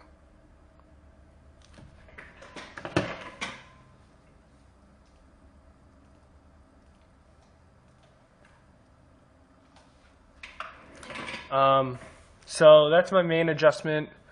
I'm going to be standing over here more and cleaning out creep. I do not want creep going cross map because that just makes the transplant a lot easier. I'm going to clean up creep, focus my efforts around here where it's a lot more open. Why do I like open areas instead of closed areas? It's basically blinding cloud. Gives me my High Templars a lot more room to breathe. Like, what if my High Templars are right here? It's very hard to get them up to feedback the units. Those are the adjustments. Are there any other adjustments that I would make? I mean, the build is a big problem, but for the material that we have right now, I think it's just a lot of stalling stuff. We can blink up and do like 10 stalker pressure and go into the natural and do that shit. And we're slowly trading stuff out in favor of better composition. Directly after this, what's our composition? Probably going to High Templar and Storms. That's going to be our first main one because we need that combination and that kind of like backup in case our Colossus die. I think that's very, very important. Other than that, I mean, I think we are like 35% to win this game in general, just based on the starts. I mean, this fourth base should have died. I already talked about it. These two bases should have died. Ways that we could have gotten back into the game was definitely the Warp Prism, expanding a lot more aggressively, stuff like that. But we didn't do it. Unfortunate. Unfortunate. But that's why this series was by far the best. This game was fucking sick, by the way. Oh my god, I cannot wait to talk about this game. I remember key things about it. This game was fucking sick, though. A lot of really great play by Zest. And this is why I was like, oh, for sure, Zest was the person to watch. And what do you know? Zest ends up winning. What do you know? It's the Great Torp Eye, okay? It's the reverse Artosis curse. That's what I've done. I casted World of Tanks recently. Okay, Gasless Gateway Expand. This is, when you do a Gasless Gateway, it's to protect against early game, like, Zergling cheese, but at the same time, be able to keep up economically with 3-hash before pool. Just throwing it out there. Okay, everything looks standard. Probably Stargate tech after this. Very soon. Forge. Okay. Seems reasonable. Oh, Sentry. What is this? 3 gateways? Delay. No, that's not too delayed. Yeah, it's a little delayed. The gases, 3rd and 4th gas. So it just goes for an expansion after this? Yeah, looks like it. It's kind of a delayed Nexus. I think this Nexus could have come up a lot earlier. Meanwhile, I mean, we're at the 8-minute 30-second stage. We should be fully saturated. Yep. It should almost 66 drones. 13 on the way. 4th should be going down right now. And then you just get mass units from here.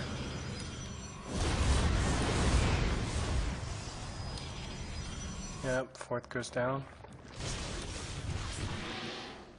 What do I like? I like this infrastructure. Getting infestation pit once again. Seems very reasonable. We're going to put 11-minute pressure yet again with the Brotas. We want to... Man, Zest really, like, pushes it.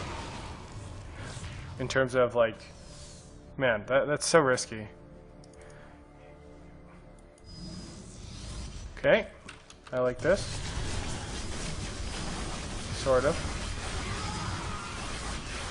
Maybe not. Okay, I would have much preferred just a standard push then. That's okay. Just try to be tricky and mix it up, which is completely reasonable. Okay, swarm hosts are out. Let's see how many swarm hosts he normally gets. 5. Did something very similar last game. I think Zest needs to start thinking about a 4th base. He's double robo. I think he can definitely get a 4th base from here. By the way, this Warp Prism is already so important. Oh! Remember, our mutas are to make our opponent scared, and also... See, this is why I thought it was so fucking brilliant of how Zest was playing. Like, he's being so active on the map, and against Swarm Host, like, he's stopping this progress. See, this is all that Zerg wants to do, progress up like this. So, obviously this is going to force Protoss to be back in their base, and that's what they want to have happen in conjunction with Swarm Host. It's just fact. Just fact. Okay. Everything looks standard. We're just building as a... Whoa! I forgot about this. I'm not sure if I love it. Actually, I can tell you I do not love it. Even though there's a lot of mutas out, I still don't love it. I think Stalkers accomplish the same thing. Of course, Phoenixes are a little bit more mobile, but... I don't know. I just don't love it. Okay.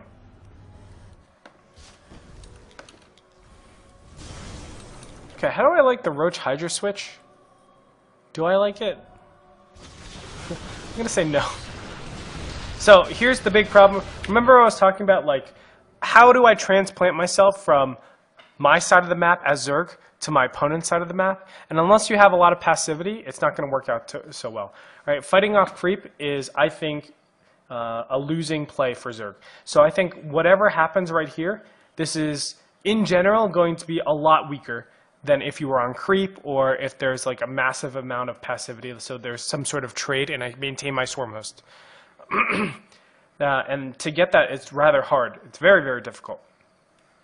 So I think this in general, the way Hydra is playing is incorrect. I think we need to relax a little bit more. Also, unfortunately, the Vipers are disjoint from the rest of our army.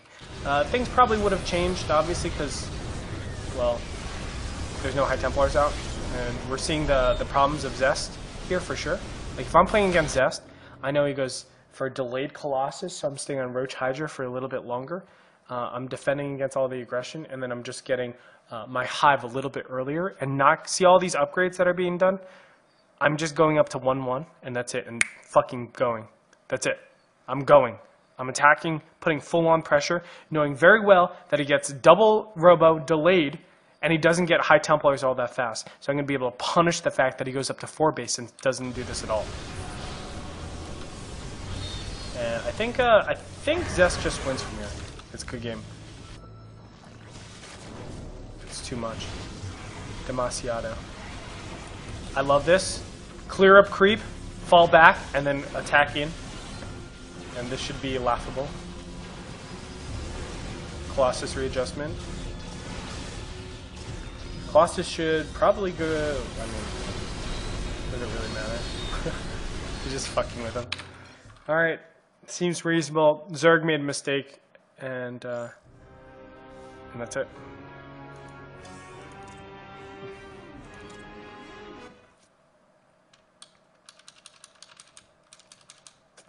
Looks like I'm only going to be able to go through the round of 8, or round of 16 today, and I'll do the round of 8, round of 4, round of 2 tomorrow. Like that. Let's find out. Hatch first against Gateway, no gas. Seems very reasonable. Although, pause.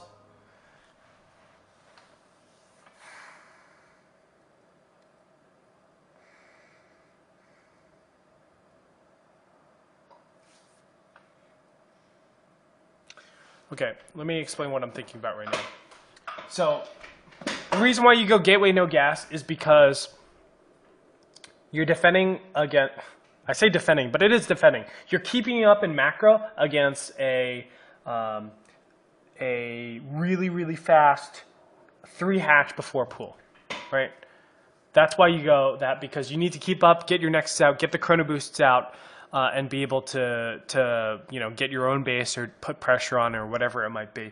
I've actually tested out extensively, probably played like 50 games with TT1, where where I was Protoss. I would blind counter, no matter what. I would just blind counter and defend again, try to attack and kill a Zerg going 3 hatch before pool. I would do 1 base all-ins, and I would do 2 base all-ins and 1 base all-ins. My 2 base all-ins included everything, literally everything I possibly could. My 1 base included regular 4-gate, the fastest timing, the Korean timing pressure, and it also included the a Forge incorporation of it, where I get really fast +1 and just get Zealotat. And then it included a regular 4-gate with +1, where I just basically go for a tiny, tiny little probe cut, and then I get +1 out, and then put max pressure on, and hide it from my opponent. And Zerg was able to stop it at every single time. So the reason why you go, long story short, the reason why you go Gateway, no assimilators into a Nexus, the Gateway defends against a lot of the Zergling all-ins that can happen in the early stages, and then obviously the Nexus, you get it to keep up with economy. So what I'm thinking is, do we have to worry about 3 hatch before pool on this map in particular? Are these 2 bases too disjoint or this one and this one? Are they too disjoint to say Zerg can go for a 3-gate or a 3 hatch before pool? And I'm actually thinking it might be.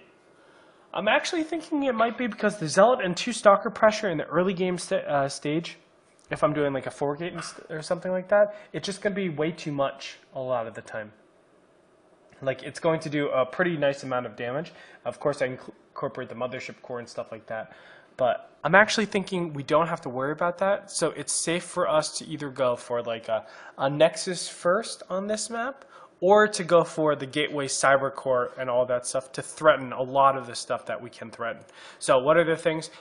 We can threaten like a 6-minute Warp Gate still with getting a Nexus. We go 3-gate into Stalkers. We could do something like that. It forces Zerg to be a little bit more defensive. And behind that, we can be going something like Stargate. We can go a variety of things that are a lot faster, that it forces our opponent to defend against things a lot better. Or a lot more rather, which stops them from going whatever composition they want to go. So I'm actually thinking like,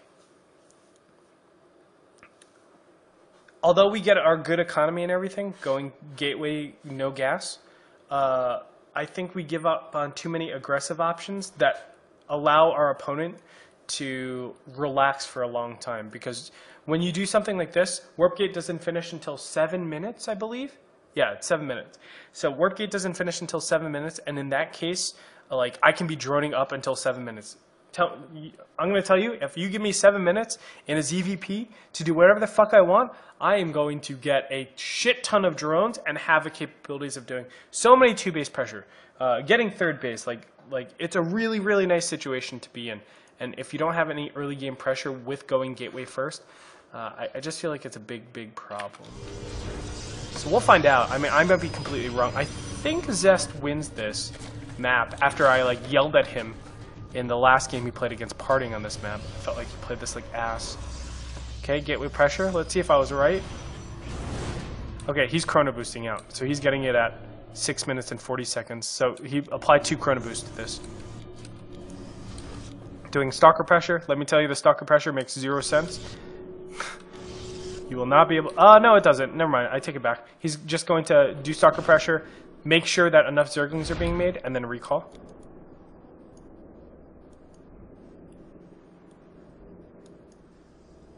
It's completely reasonable. I like that, actually. I think that's pretty ideal. Kill some Overlords. Hashtag rollout. Okay, what is he doing behind this? It looks like it's just a Gateway, Bling Stalker, that kind of stuff all in. Effectiveness? No, what? Wait, whoa. What is going on? Okay, Protoss loses.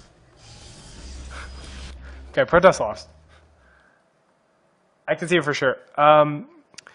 When you choose to go 6-gate, Blink +2 or +1? +1. 6-gate, Blink +1.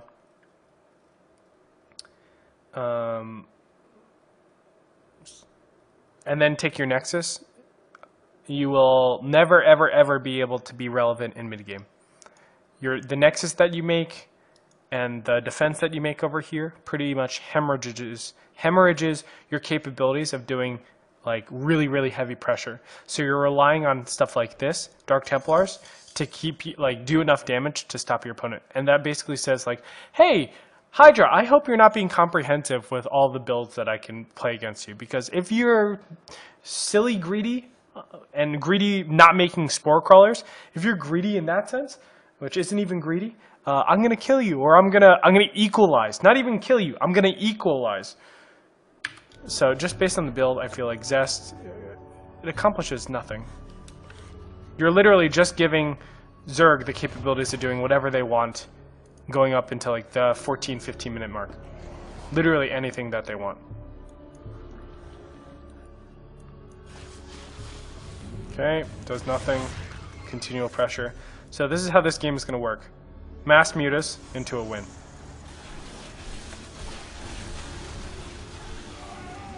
Ordinarily, that's how it's going to work. Find out. I'll find out. As long as Hydra doesn't do a Game of Thrones. No Game of Thrones, Hydra. Right, because like, look at his supply. He has, what is his muta count? 18. It's great. I'm not too happy with where the mutas exist right now, though. So there are 2 main places where mutas can exist. Right here, and I would say right here. Now the main army is going to be over here.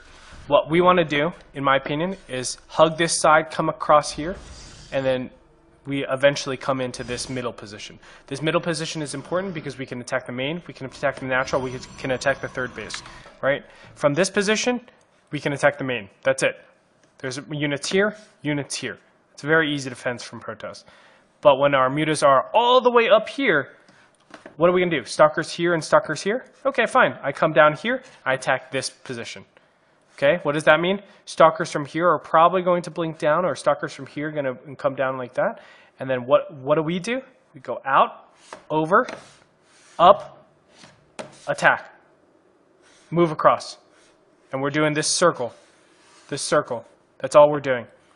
And the reason why that's powerful is because we can keep tabs of whenever our opponent is actually going to be pushing out, because units will obviously not be here, and we could just kill the probes and then back up. And Agile Zerg is now hosting me. Thank you very much, Agile Zerg. I appreciate that, man. It's going to put constant pressure on our opponent, and at any time, if these stalkers that come from down here to down here are out of position and they don't have the required amount of units, because we are shoving a lot of stalkers up here by being in this position, right? We're shoving a lot of stalkers up here. So we're going to be able to actually close on this army. If it ever, we have a lot of Zerglings, we have a lot of Roaches, whatever it might be, we do a Hydra Zergling muta attack over here. That's a perfect way to actually kill that. So I think the way Zest is actually positioning his mutas, like, where's the follow-up? I hope stalkers aren't here. Stalkers are going to zone you out with blink really nicely over here, right? And then I move across here, and the stalkers that were over here can easily blink to help out, or these are just going to be enough to zone off here. So it really doesn't leave me with a lot of options. That's why I think Hydra should be going this rotation. Obviously, he wants to also, it's an added bonus that the 4th is right here, so I could put damage on that. But I think he wants to be shooting across up here. And this is the money spot. Forcing it back here, attacking here, backing up, going downwards, that kind of stuff. And you have escape routes. You can actually go back here and then go back into the main. You have an escape route over here.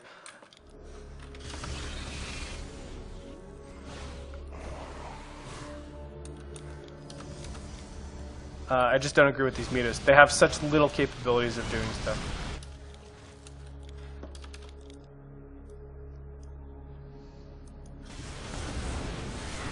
Okay, and look how, like, this doesn't make sense. Like, why is he trying to do small little attacks when he's basically, by having the mutas down here, he's basically forced units over here and units over here. So why ever would you want to attack with Zergling Roach when you already know you've placed these units over here? They're defending against the mutas. So it just doesn't make sense. It don't make no sense. Nah. See, this would have been a great time. Look, the units are out of position. They were up here. Zergling Roach over here. No.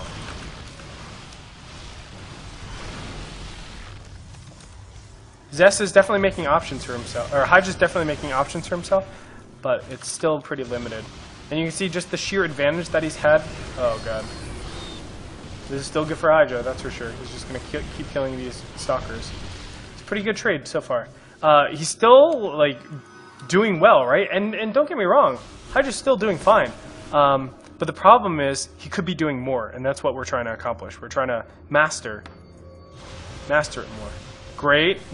Okay, let's watch the positioning of everything now. Oh, he's just going to get a 4th base for free, apparently. That's a good position. Oh my god, you greed lord. No! Go this way! Oh, okay, you can't. Never mind. Why?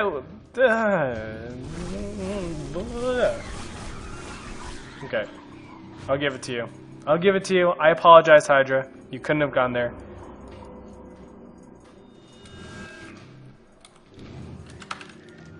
Okay. Okay, now mutas need corruptors if he wants to be successful. He's getting corruptors. Good.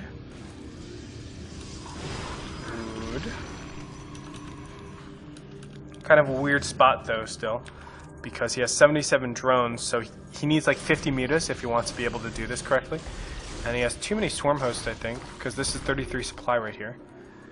So he's kind of in like a jack of all trades, master of none. That is Hydra at this point. So I think he just starts making a lot of spine crawlers and spore crawlers and stuff like that, and he'll be okay. Probably get to like 50 supply, something like that, or 50 drones. Go from there. Oh, spines would have been great here. Oh my god. Oh my god. Yo, this is why Zest is like pro. He's so good, man.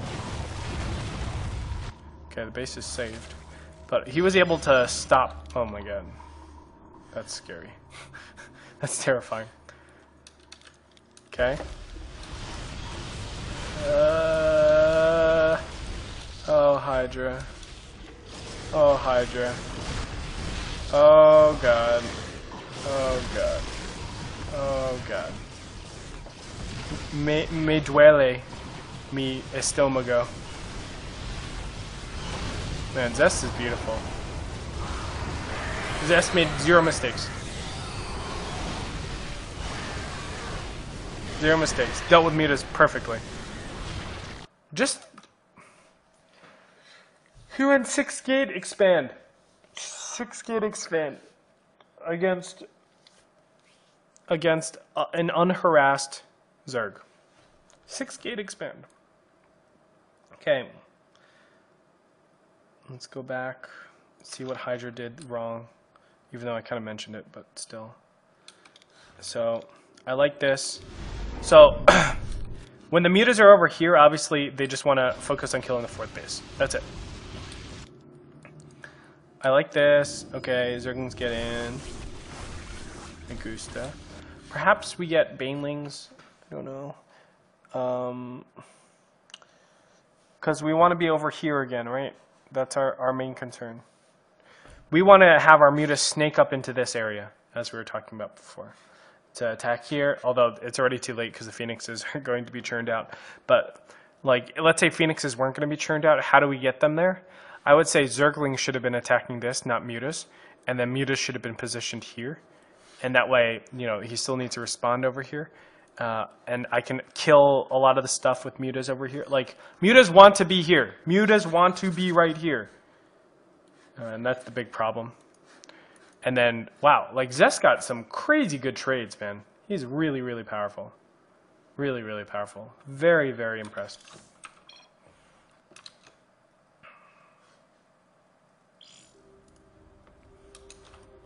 What's going on in chat? You guys are chatting a bunch. And let's go to Catalina. 2-2, boys and girls. 2-2.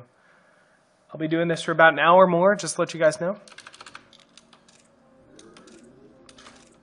And I'll call it. Okay, let's look at the builds. Gateway, no gas. Gateway, no gas into an expand. Interesting, he actually waits for the second pylon too. So he goes Nexus, pylon, double assimilator, cybernetics core. Makes sense. I like to do, just for the record, I like to do pylon, nexus, cyber core, double assimilator. But this way gets your mothership core out a lot faster. My way gets a stalker out a lot faster. That's all.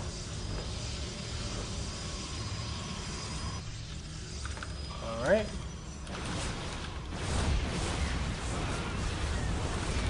Okay, hold on. I'm already seeing some scouts. Okay, let's talk about this. I get in here with my probe. I'm looking for a gas. When I see that there's no gas and it's 3 minutes and 30 seconds in, I say, okay, 3 minutes and 30 plus 3 minutes and 10 seconds. That brings me up to 640. The fastest my opponent gets, only if and only if they go an extractor directly after my probe leaves, is 6 minutes and 40 seconds. That means if ordinarily my cybernetics core is finishing at like, or my warp gate, we saw it finish at like 640. So if I add a couple more chrono boosts to this, which that's all I should be doing, chrono boosting this out. We'll see if that actually happens. It needs like 4 chrono boosts on this.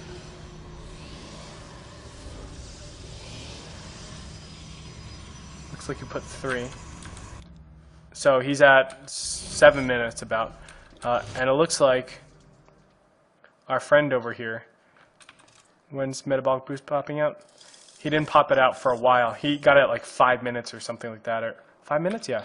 So these stalkers are going to be kiting this shit for days. This is game ending. This is why, against gateway openings, you get your fucking gas and you don't be so freaking greed. Because it doesn't matter how many Zerglings that you get here. I can always recall out. And look at how many... Look at 22 Zerglings. That's 11 drones. FYI. And now, because I forced out the Zerglings, this should be sentries, wall off, push, win. That's what it should be. Looks like he's going for an attack. Going for a third. Never mind. Actually, really surprised me. Normally, I push directly after this because I want to catch my opponent right as they're, like right now.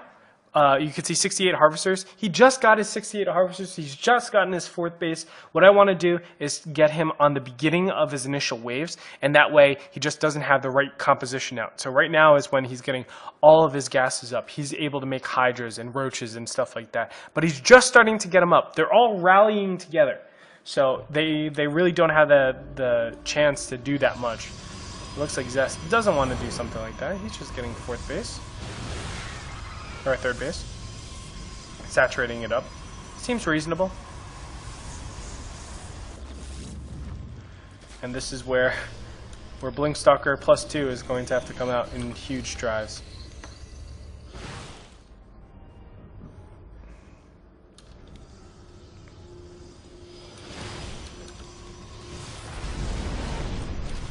Wow, this is uncomfortable. No, sentries are all going to die here. Okay. Oh, re-engage, re-engage! Oh, he should re-engage and punish Zest for being out here, I think. Immortal stays alive.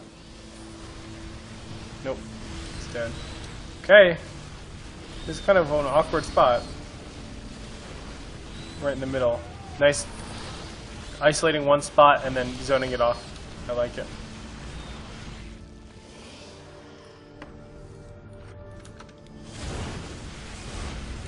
Wow.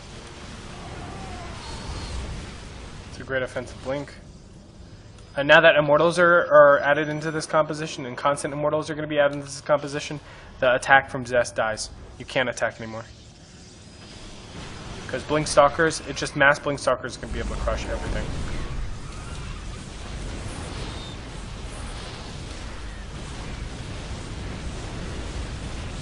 Looks good. And this is why Zest is a killer, man. Good, just keep blinking.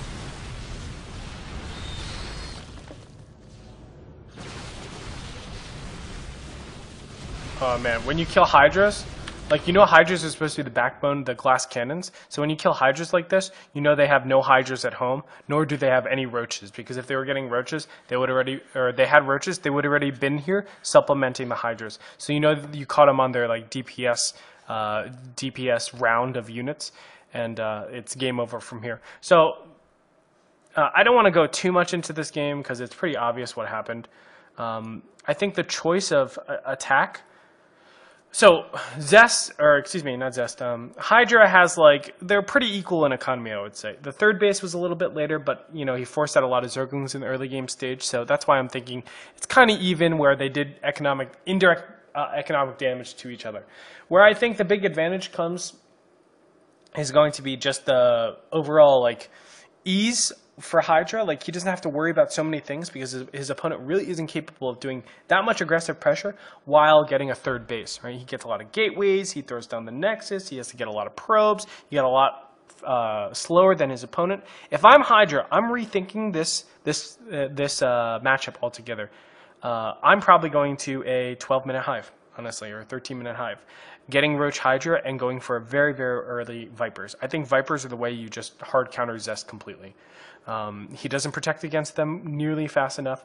You can go Roach Hydra for a while here, but as soon as it starts to die off, you make sure that your second round, when he starts getting Immortals out, is you have the fucking Blinding Cloud and stuff like that.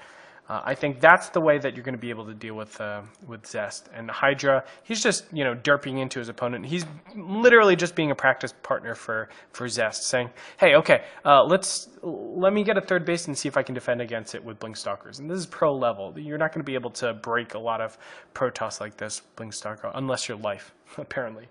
But as it stands right here, like... questionable engagements for sure. Well, we can go through them. Let's go through the questionable engagements. It actually happened a lot earlier. Right here is where we should start analyzing. Let's question every single attack that our Zerg friend makes. Okay, number one, like this, attack from the high ground and the low ground. You can see this concave is great, and we're catching out a lot of the sentries. The way that Blink Stalker is successful is the combination of blinking back and being able to sculpt your own map. So being able to obviously put down a lot of force fields and stuff like that. And you're going to see a lot of times the focus is to maintain the sentries or to kill the sentries. That's why we should be focusing as Zerg, we should be focusing on killing those sentries out as fast as possible, knowing that Roach Hydra in general will be able to overwhelm, just the sheer DPS will be able to overwhelm Blink Stalkers. I do not like this engagement. He's gonna push in pretty hard here.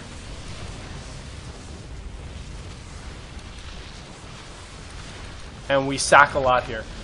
We're not able to push and do any death blows until we deal with the main chunk of the army.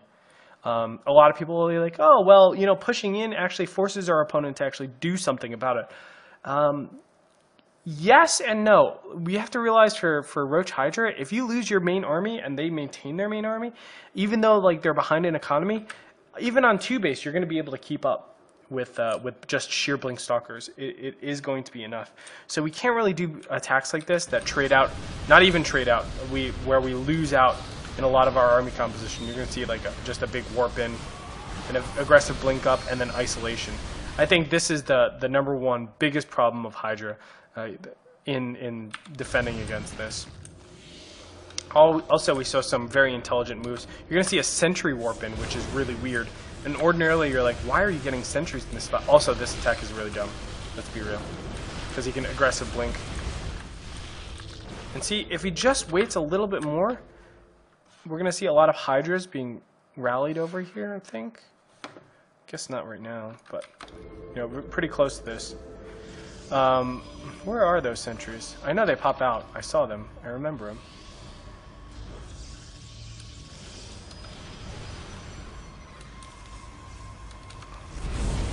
Okay, right here.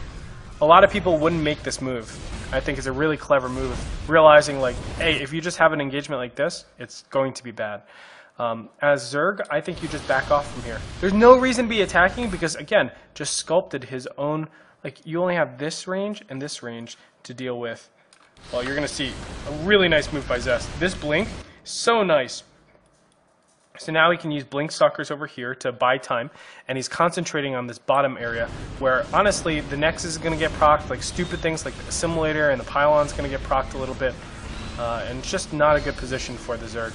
I really think that was another really, really big mistake. I mean, he is able to kill the Immortals, but it's so negligible compared to, just maintaining that Stalker count. The Immortals are just there to help out the Blink Stalkers from getting to that huge count.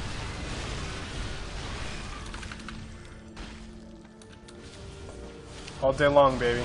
All day long. We blink all day long. Get another round supply.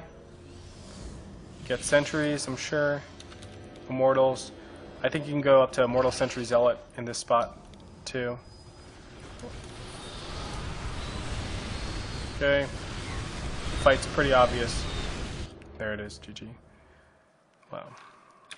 Craziness. Craziness! It's really Hydra's locations of his fights. I don't think that's necessarily a bad map to be pushing. Oh my god, did I really only get through half of these? Alright, looks like I'm only going to be able to get to 4 best of 5s. Because I know this is a 5-5... I was not impressed with this series, by the way. I thought it wasn't that great. What is this? Hold on. Put you down.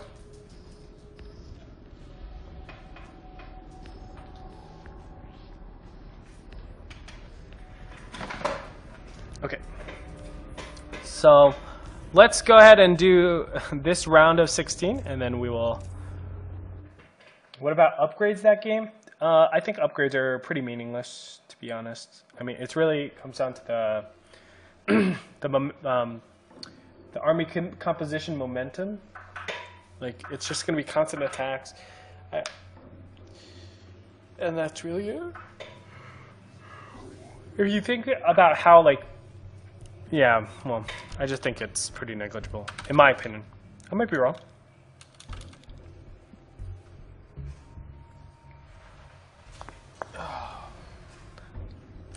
Okay, Reaper expand against Hatch first. Pretty standard. One way to beat life is definitely Hellbat timings. Like, I think one of the biggest problems that life runs into is not being able to deal with Hellbat. Because he relies on Queen Zergling so much in the early game stage. So I'm just looking, pretty standard shit so far. Oh, actually not. Well, so-so. 3 Reaper opening. Power of 3 Reaper opening is it stops the third base from coming up at 6 minutes, so they have to delay it in favor of more Zerglings in their early stage. If you didn't know, a Reaper actually has more DPS than a Marine if that whatever it's attacking has no armor. If it has 1 armor, it actually has less. So, I mean, Reapers do a good amount of damage, you know? Which is what I'm trying to say. Not with Stim, though, but without Stim, it does more DPS than a Marine. That's not nothing. It's like 4 Marines right there. It's pretty good. Cancelled it. It's good. And Hellbats. GG. GG. Alright. This is why we get a Baneling Nest, boys and girls. This is why we get a Baneling Nest. Is he gonna get it? Nope. Doesn't matter, does it? It's just gonna be mass and kill. Should be literally mass and kill.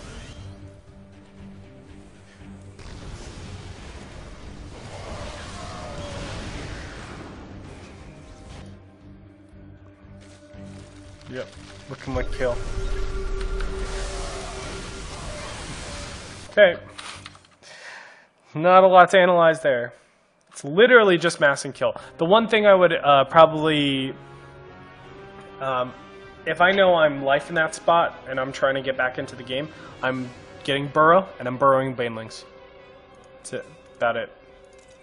Because 2-base Terran, if I know like I'm really far behind at some point or another, and he's going to be doing some sort of 2-base push, get some burrowed Banelings and you're going to fucking thwart that really, really easily because they don't have a lot of scans to use. They're only using scans for very minor things. Okay.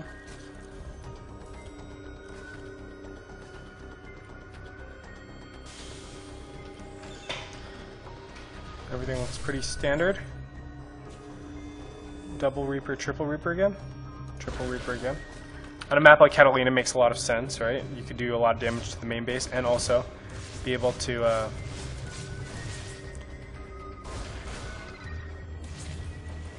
move around to the natural. I was just looking at the micro. Third command center makes a lot of sense as well. I love this. This is the power of, oh god. That was really bad. I was just about to say, this is the power of 3 Reapers. You're able to actually make this cross movement and then just run away and still maintain some Reapers in your composition. Apparently not. Is that pretty game ending? If there's like a roach timing that happens, which life very rarely does, which is a huge detriment to him, because like if I'm playing against against life. God, I am like going so much more Hellion focused. The reason why you stop at 6 Hellions a lot of times is, one, you want to get your production up, but the second reason is because roaches, if they go roaches, you just die. So I'm going to be going mass Hellions against this guy so often, against life, so often to put him in an uncomfortable spot. It's very abusive, but it's the fact that now he has to defend against like this mass Hellion play. That's not where he wants to be. He doesn't want to just use queens for this. What if they turn into Hellbats right now? There's definitely like a double factory production where I can just go like, I think it's by like 10 minutes I can hit you with like 16 Hellbats. We're gonna look at what happens at 9 minutes rather. I can hit you with like 16 Hellbats or 12 to 16 Hellbats, something ungodly stupid. And the way you stop that is obviously to have like banelings and stuff like that. And do we have a baneling nest? We don't even have a baneling nest. My God, I'd love to fight life in a 1v1. I want to do like a best of 5 because I really feel like I'm not gonna beat him overall, but I feel like I could take games off of him just by blind countering or hard countering him. Okay, drop coming in here. Timing seems very reasonable. This is an 11-minute push. We want to force out banelings, kill creep. Right, that's the 2 main things that we're trying to accomplish here. And notice where he's killing creep. Is it this direction? No, it's over here. Why is it over here? Because we want to be pushing from here to here as much as possible. That's it. We want to be doing this push. So it makes sense that we're doing that. Okay. Lost a little bit more than he needed to, but it's still okay. Switching over to Hellbat, which is late. Should have done that a lot earlier.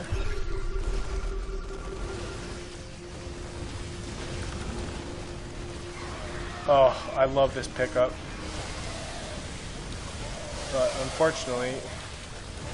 So, when you lose like this in the early game stage, remember what I was saying with like, how do we go mutas? Or when is a good time to make mutas? I don't know. For those of you that were here in the beginning, I was talking about when is a good time in TVZ to make mutas, and it's when you have a decisive win and there's a lot of trades going on. And I said, okay, when you're going Zergling Baneling, you crush the initial attack, and then you do counter pressure with Zergling Baneling, and you trade out Marines for your Zergling Baneling. You know it's not going to be that successful, or it shouldn't be that successful, but we just do the attack anyway because we want to trade him out. That way we can get 8 mutas out into the field, and he only has his round of Marines to pop out to defend against 3 different areas. 3 different areas. That's the best time to make mutas. That's where we want to start. So this makes complete sense. I love how Life is doing that, although he wasn't able to actually kill anything because he didn't have banelings with him. He does have centrifugal hooks, so he could have. But this is when we want to be making mutas. Great time, and now we're able to keep up, or we should be able to keep up. Oy.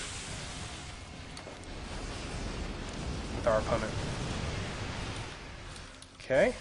And this is just macro from here. Technically, based on a 4 base from Zerg and a 3 base from Terran, with pretty good creep spread, Zerg should win.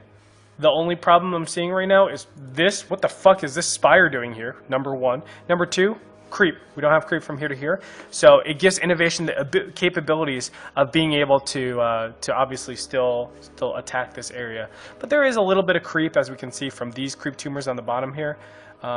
In general, I think Life is swimmingly ahead. I mean, he's at 161 supply, so it puts him in a pretty reasonable situation.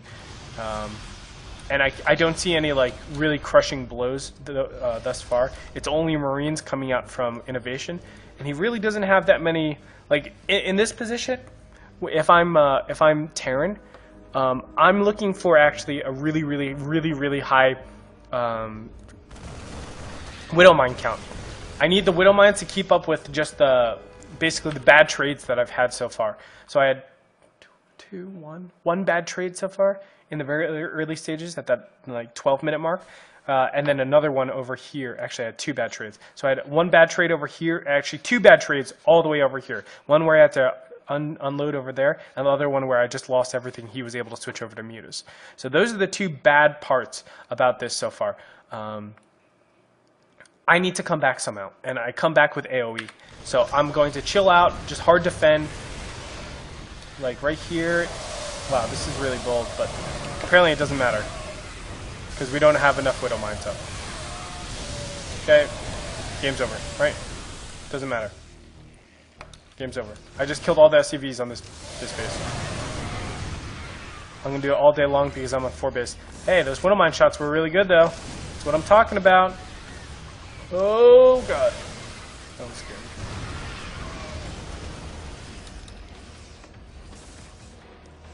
I love this. A slow incorporation of mutas into his composition every single time.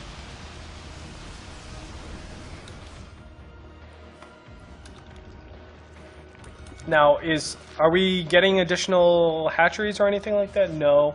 We're just concentrating on having good fights and stopping another base from popping up. Most important thing, because we could just keep doing this until the main goes by, natural goes by, and the third base will go by at the same time. And all we have to do is, maintain our fourth rip. Still only 6 Widow Mines. Let me tell you, don't care who you are, you're not microing that. And Innovation has like the best micro for marine splits. Don't care. You're not going to be able. Well, you are going to be able to split. You just don't have enough shit to deal with them. Even they're at pretty similar supplies, but I think it's pretty negligible. I think it's pretty negligible. Oh my god. Oh my god. It's so beautiful. Oh, so beautiful. Man, life makes it look so fun to play this matchup. So fun to play this matchup. Okay, so what's the goal of Zerg right now? To get another base, because we need to stop this from going up, and to probably deny that as best as possible, although it doesn't seem too reasonable. So I think actually just winning the game, having a killing blow, taking this expansion is pretty important. Oh, this is actually the #1 way we would come back. We do counterattacks. Take advantage of our muta count. That seems reasonable. And is he going to go for that baneling hit? If he goes for the baneling hit, that's it. Oh, man.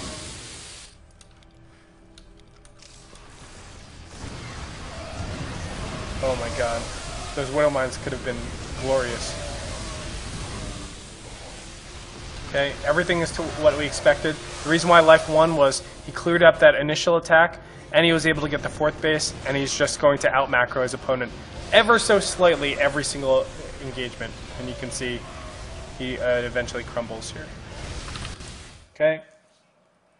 Completely what we kind of assumed was going to happen.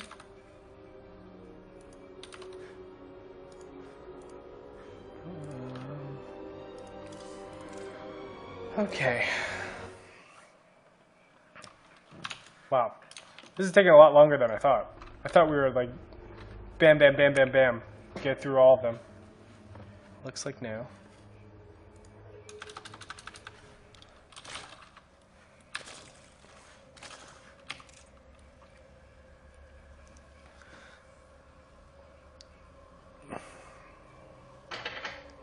Command center first, against hatch pool. Okay. Seems all right.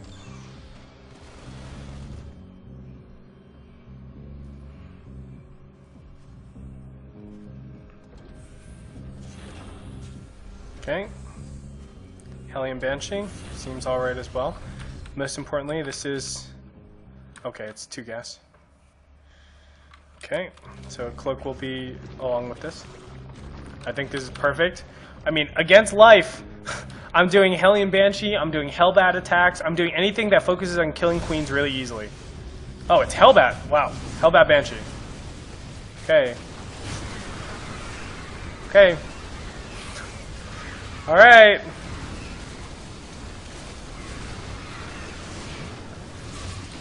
Oh my god.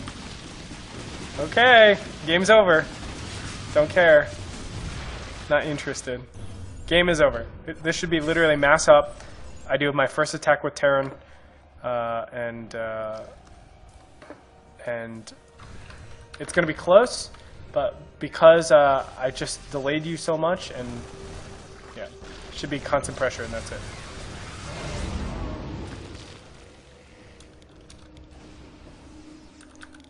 Non-stop pressure this whole game, because we're in close position, so we want to either end it quickly.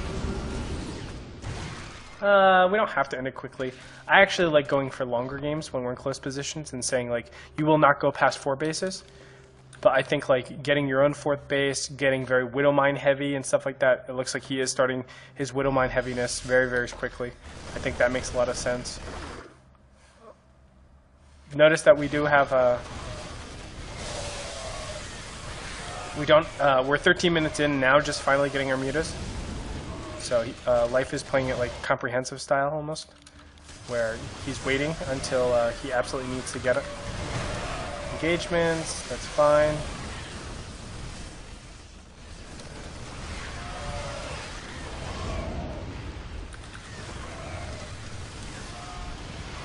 Oh. Okay. A little bit scary. 4th base should be taken, by the way. Like 14 minutes in, you want to take it. And also, I like getting a 3rd factory as well. I know these kids these days, they like their macro, or their micro and stuff. That ain't me.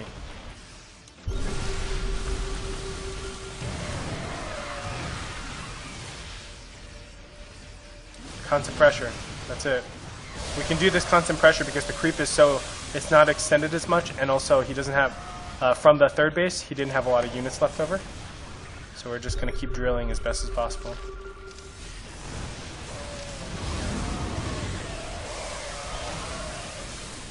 Yep. Man, Life is so good, man. He is so good. Like, he's defying so much to me. Like, it almost looks OP a little bit that Zerg is capable of doing all this shit.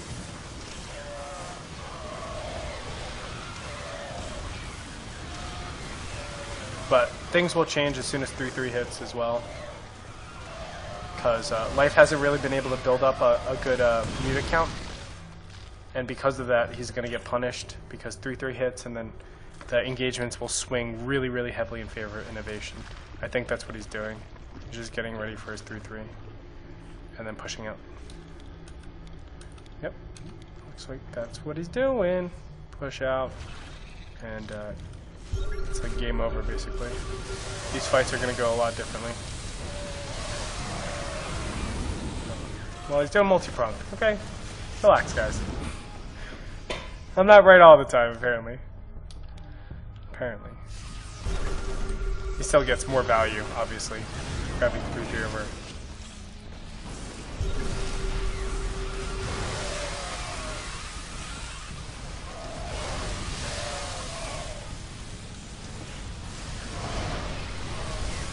Alright.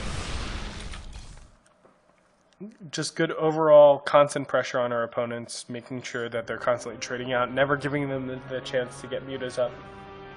I think an extra factory would have been amazing in that case, because we could definitely see that, you know, Life was so Zergling heavy in that game. And when you're up against a Zergling Baneling composition, AoE is the way you kill it, not perfect splits. AoE is the way that you kill it. Perfect splits are the way that you maintain as much as possible. So I think it could definitely be warranted that we get additional of that, and then go from there. Additional Widow Mines. I'm really, really liking that style. And hell, if you don't want to go that, go Hellbats. That's fine too. Both units are really fucking good. I'll tell you that.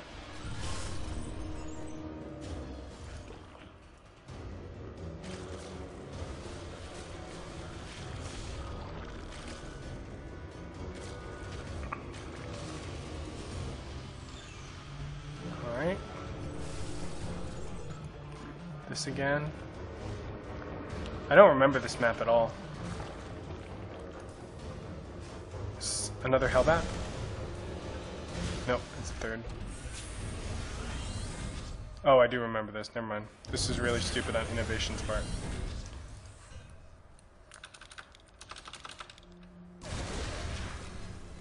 I think Innovation needs to learn to relax.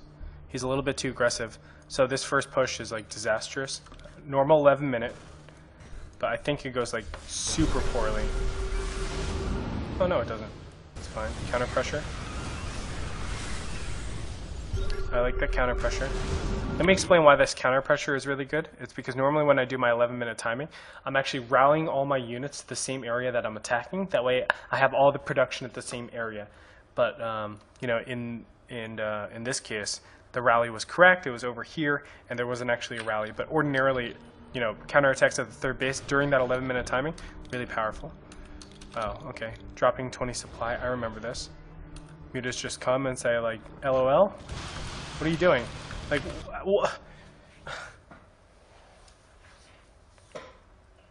why? Why? Okay, let's tell everybody what we do by pushing out like this. Let's go back into Life's position. I want you to go through the cognitive reactions of Life as he's playing this game, okay? Okay, we're macroing, we're making sure everything's good, we're spreading creep, everything's great. Okay. Oh, look, I see units coming in.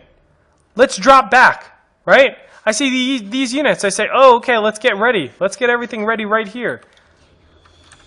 And then I say, oh, there's these red things that are coming into my base. Well, my units are already there. So let's go kill that. And then now I'm already in position for this attack that's coming at me. How does that make any sense? This is the place we want to be attacking. Not over here. Why are we dropping over here? Drop on this side, force the units back, and then wow, the attack's coming in. I'm out of position. Or I need to be in position for this attack. Oh shit, there are 2 medevacs that are dropping me now that are actually getting value. That's how we should be thinking about it. Not the way that we just saw. Not like that. Not like that. I think that losing 2 like that, like, so what it does is it enables Zerg to just maintain their creep spread and stay in 4 base basically. And you're playing 4 base against 3 base, is that correct? Yeah, 4 base against 3 base. And we already saw this. We know what Life likes to do. He goes Zergling Baneling forever. And he just has so much shit. There's so much shit. How are you going to keep up? I have no clue. See, this is what should have happened, boys and girls. Look, it's only 1 medevac and it did stuff. What if I tucked in this cubby and tucked in this cubby? Life would be so good. Life would be so good. Well, Life is so good. But Life for Innovation would be so good. And now it's just going to be continuous attack after attack that's blows from Innovation, I think. And it's not because he's a bad player. Definitely not because he's a bad player. It's because he was incapable of actually accruing enough to deal with his opponent. And he did that by sacking 20 supply worth of a drop to accomplish nothing. Absolutely nothing.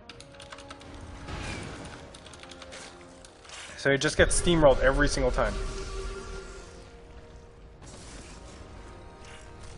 That's why. This is a very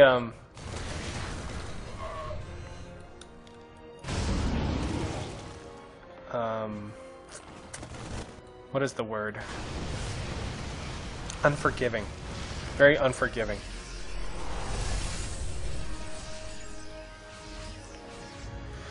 Okay, Muta's in the back, obviously brutally unprepared. This is the worst position for any Terran to be in. Terran, we could do this to Terran because of how they're not capable of actually pushing on creep because he doesn't have enough Zergling Baneling, he doesn't have enough Widow Mines, stuff like that. So we can constantly just shark around, do that attack, wait until he does like drops like this, clean it up, and then just continue expanding and wait for him to step onto creep.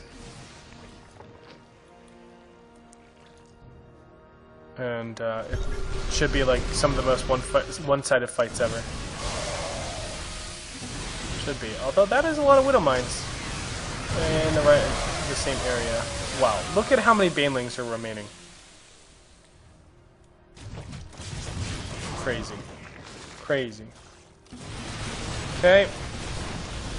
I mean, he's still doing a good job, but trust me, even though the supplies are like not the same, he's still behind in 30 supply. Trust me, he is still very, very, very, very, very far behind. And it's because he's behind in the army composition, the army tech, and it's the fact that, I shouldn't say so much that, it's more so that Zerg is so far ahead in terms of their tech. So he's not relegated to Zergling Baneling. He can get Ultralisks now, the hive tech that you normally don't see, because when you do see that, you're like, fuck, that's not good for me. That gives you so much more power than you're normally capable of. And it's just like a steamroll. Ultra's in here. Doesn't have the competition. No Thors, no Marauders really. And just hatcheries everywhere. Okay, innovation. That's why we don't lose our beginning 2 medevacs. That's for sure. And last but not least, map 5.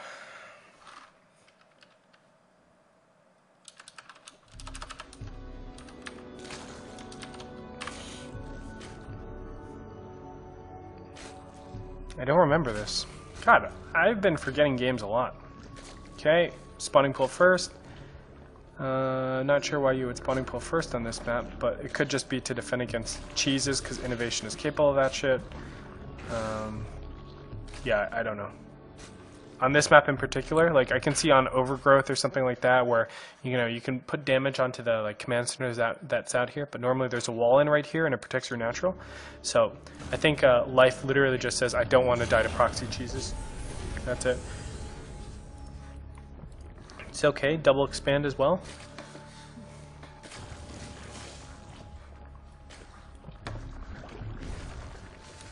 All right, Hellion Banshee. Hellbound Banshee, the #1 way that we kill life, or we become the most successful against life. But Banelings are out, so it seems reasonable defense. Life is ahead. Life is nicely ahead here.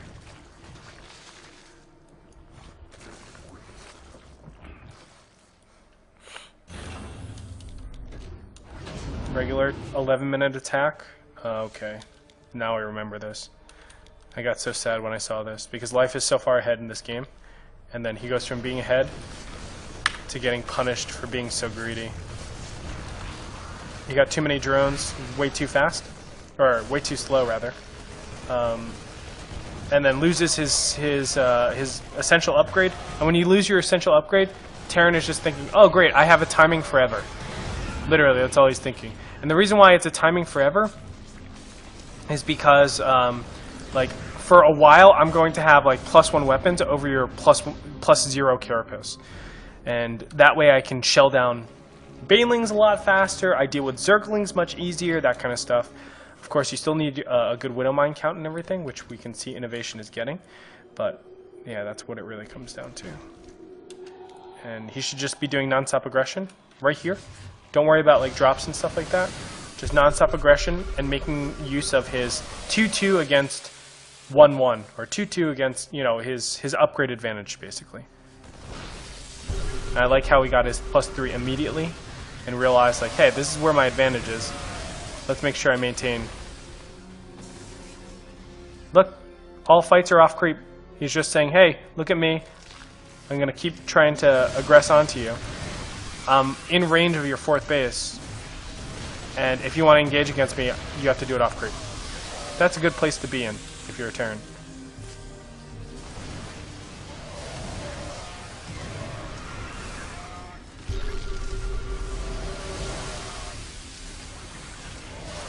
See the carapace? That's a big problem. This is why life loses this. I mean, it's not why life loses this, but it's why he's like not being able to stop a lot of these attacks. You might think like, oh, life did it. He's so good. And he is so good for being able to clean that up. But let's be honest. It's 3-3 now against 2-2. It's the same shit that's going to be happening here. Nothing is going to change.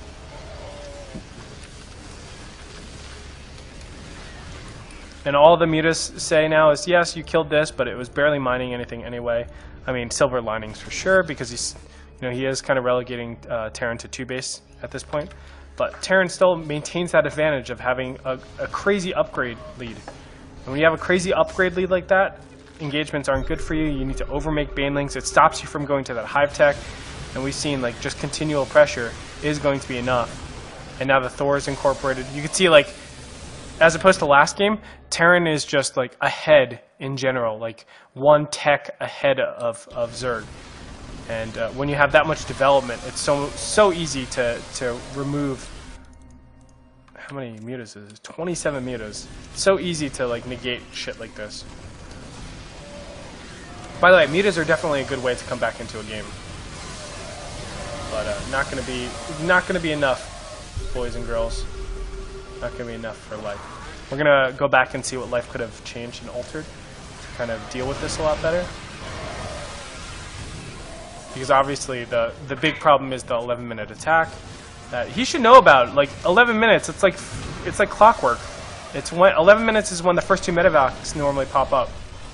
So he should be realizing, hey, I need a lot of units right now, because there can be a potential attack that's coming at me. So let's go back to 11 minutes. Actually, let's go back to 9 minutes and see where we're at and see why he wasn't able to defend against that. So it looks like the Hellbat attack is popping in here.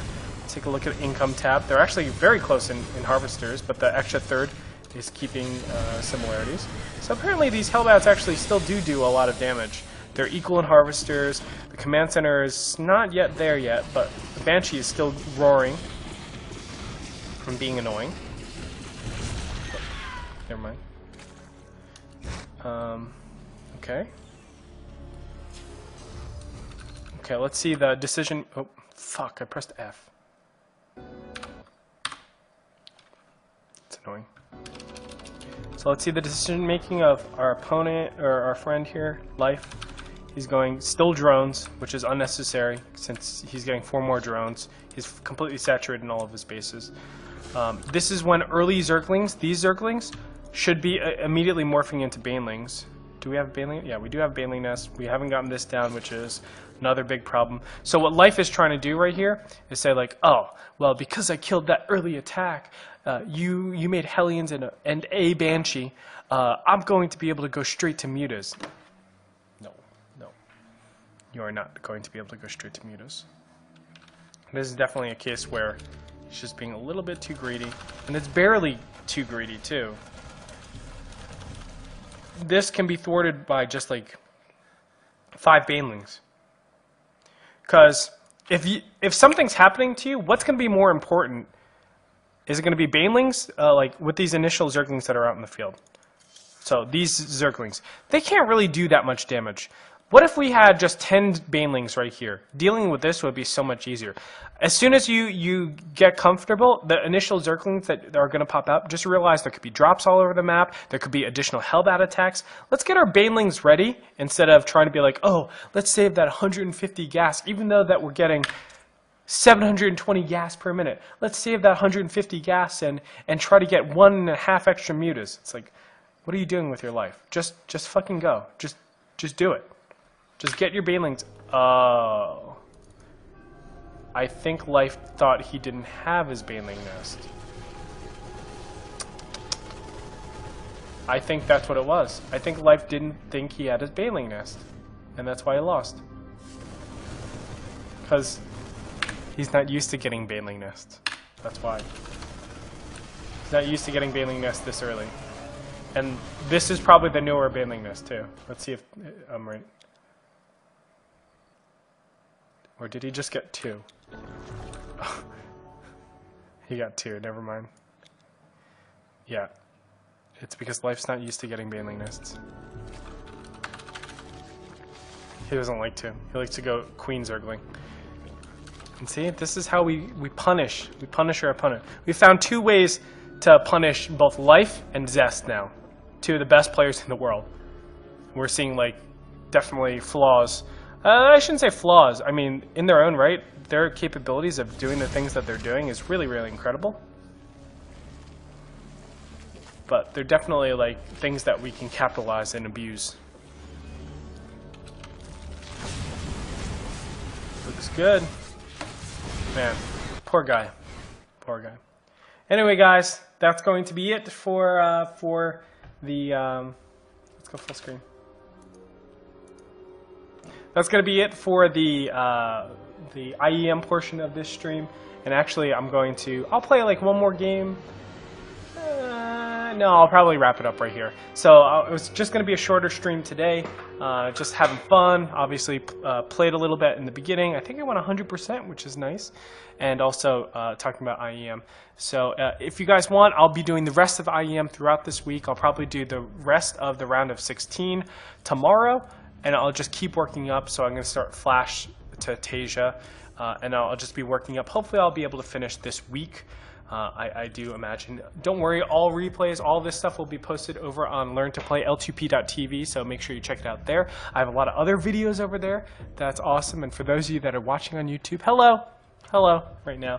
But anyway, guys, thanks so much for tuning in, and I will catch you guys. I'll answer a question. I'm sorry. How do you suggest holding off the Hellbat pressure? I tend to struggle versus dedicated Terran pressure in the early game. It's getting your banelings out. All you need is like 5 banelings. And what you do is you spread out the Hellbats. And you might think like, oh, well, if you spread out the Hellbats, that's actually good for the Terran, right? Well, when they spread out the Hellbats, it allows your Zerglings to circle around them. It also allows the burst damage to be a lot less. So you just run your banelings through, let them tank the damage. That sounds weird, right? Let them tank the damage because they're going to explode on their targets no matter what. And then your Zerglings are able to wrap around, your Queens are able to get good attacks, and you're able to do enough burst damage. Remember, because they're light, what's it called? Because Hellbats are light, the Banelings do 40 damage, or whatever it is. I think 15 plus 25, so 40 damage to them. So it's a lot of burst damage that you're still going to be able to do. They're weakened, they're soft, you're going to be able to go from there. So get your Banelings out. A lot of times it's around 7:30 to 8 minutes when Hellbats are present. That's when they can have either 6 or 8 Hellbats out on the field. So we want to be getting our Baneling nest anywhere from 6:30 to 7 minutes, and then reacting accordingly. Or even 6 minutes at the absolute earliest. But that being said, I think that's the only one. So that's good. Anyway, guys, thank you guys so much for tuning in, and I will catch you guys tomorrow. Later.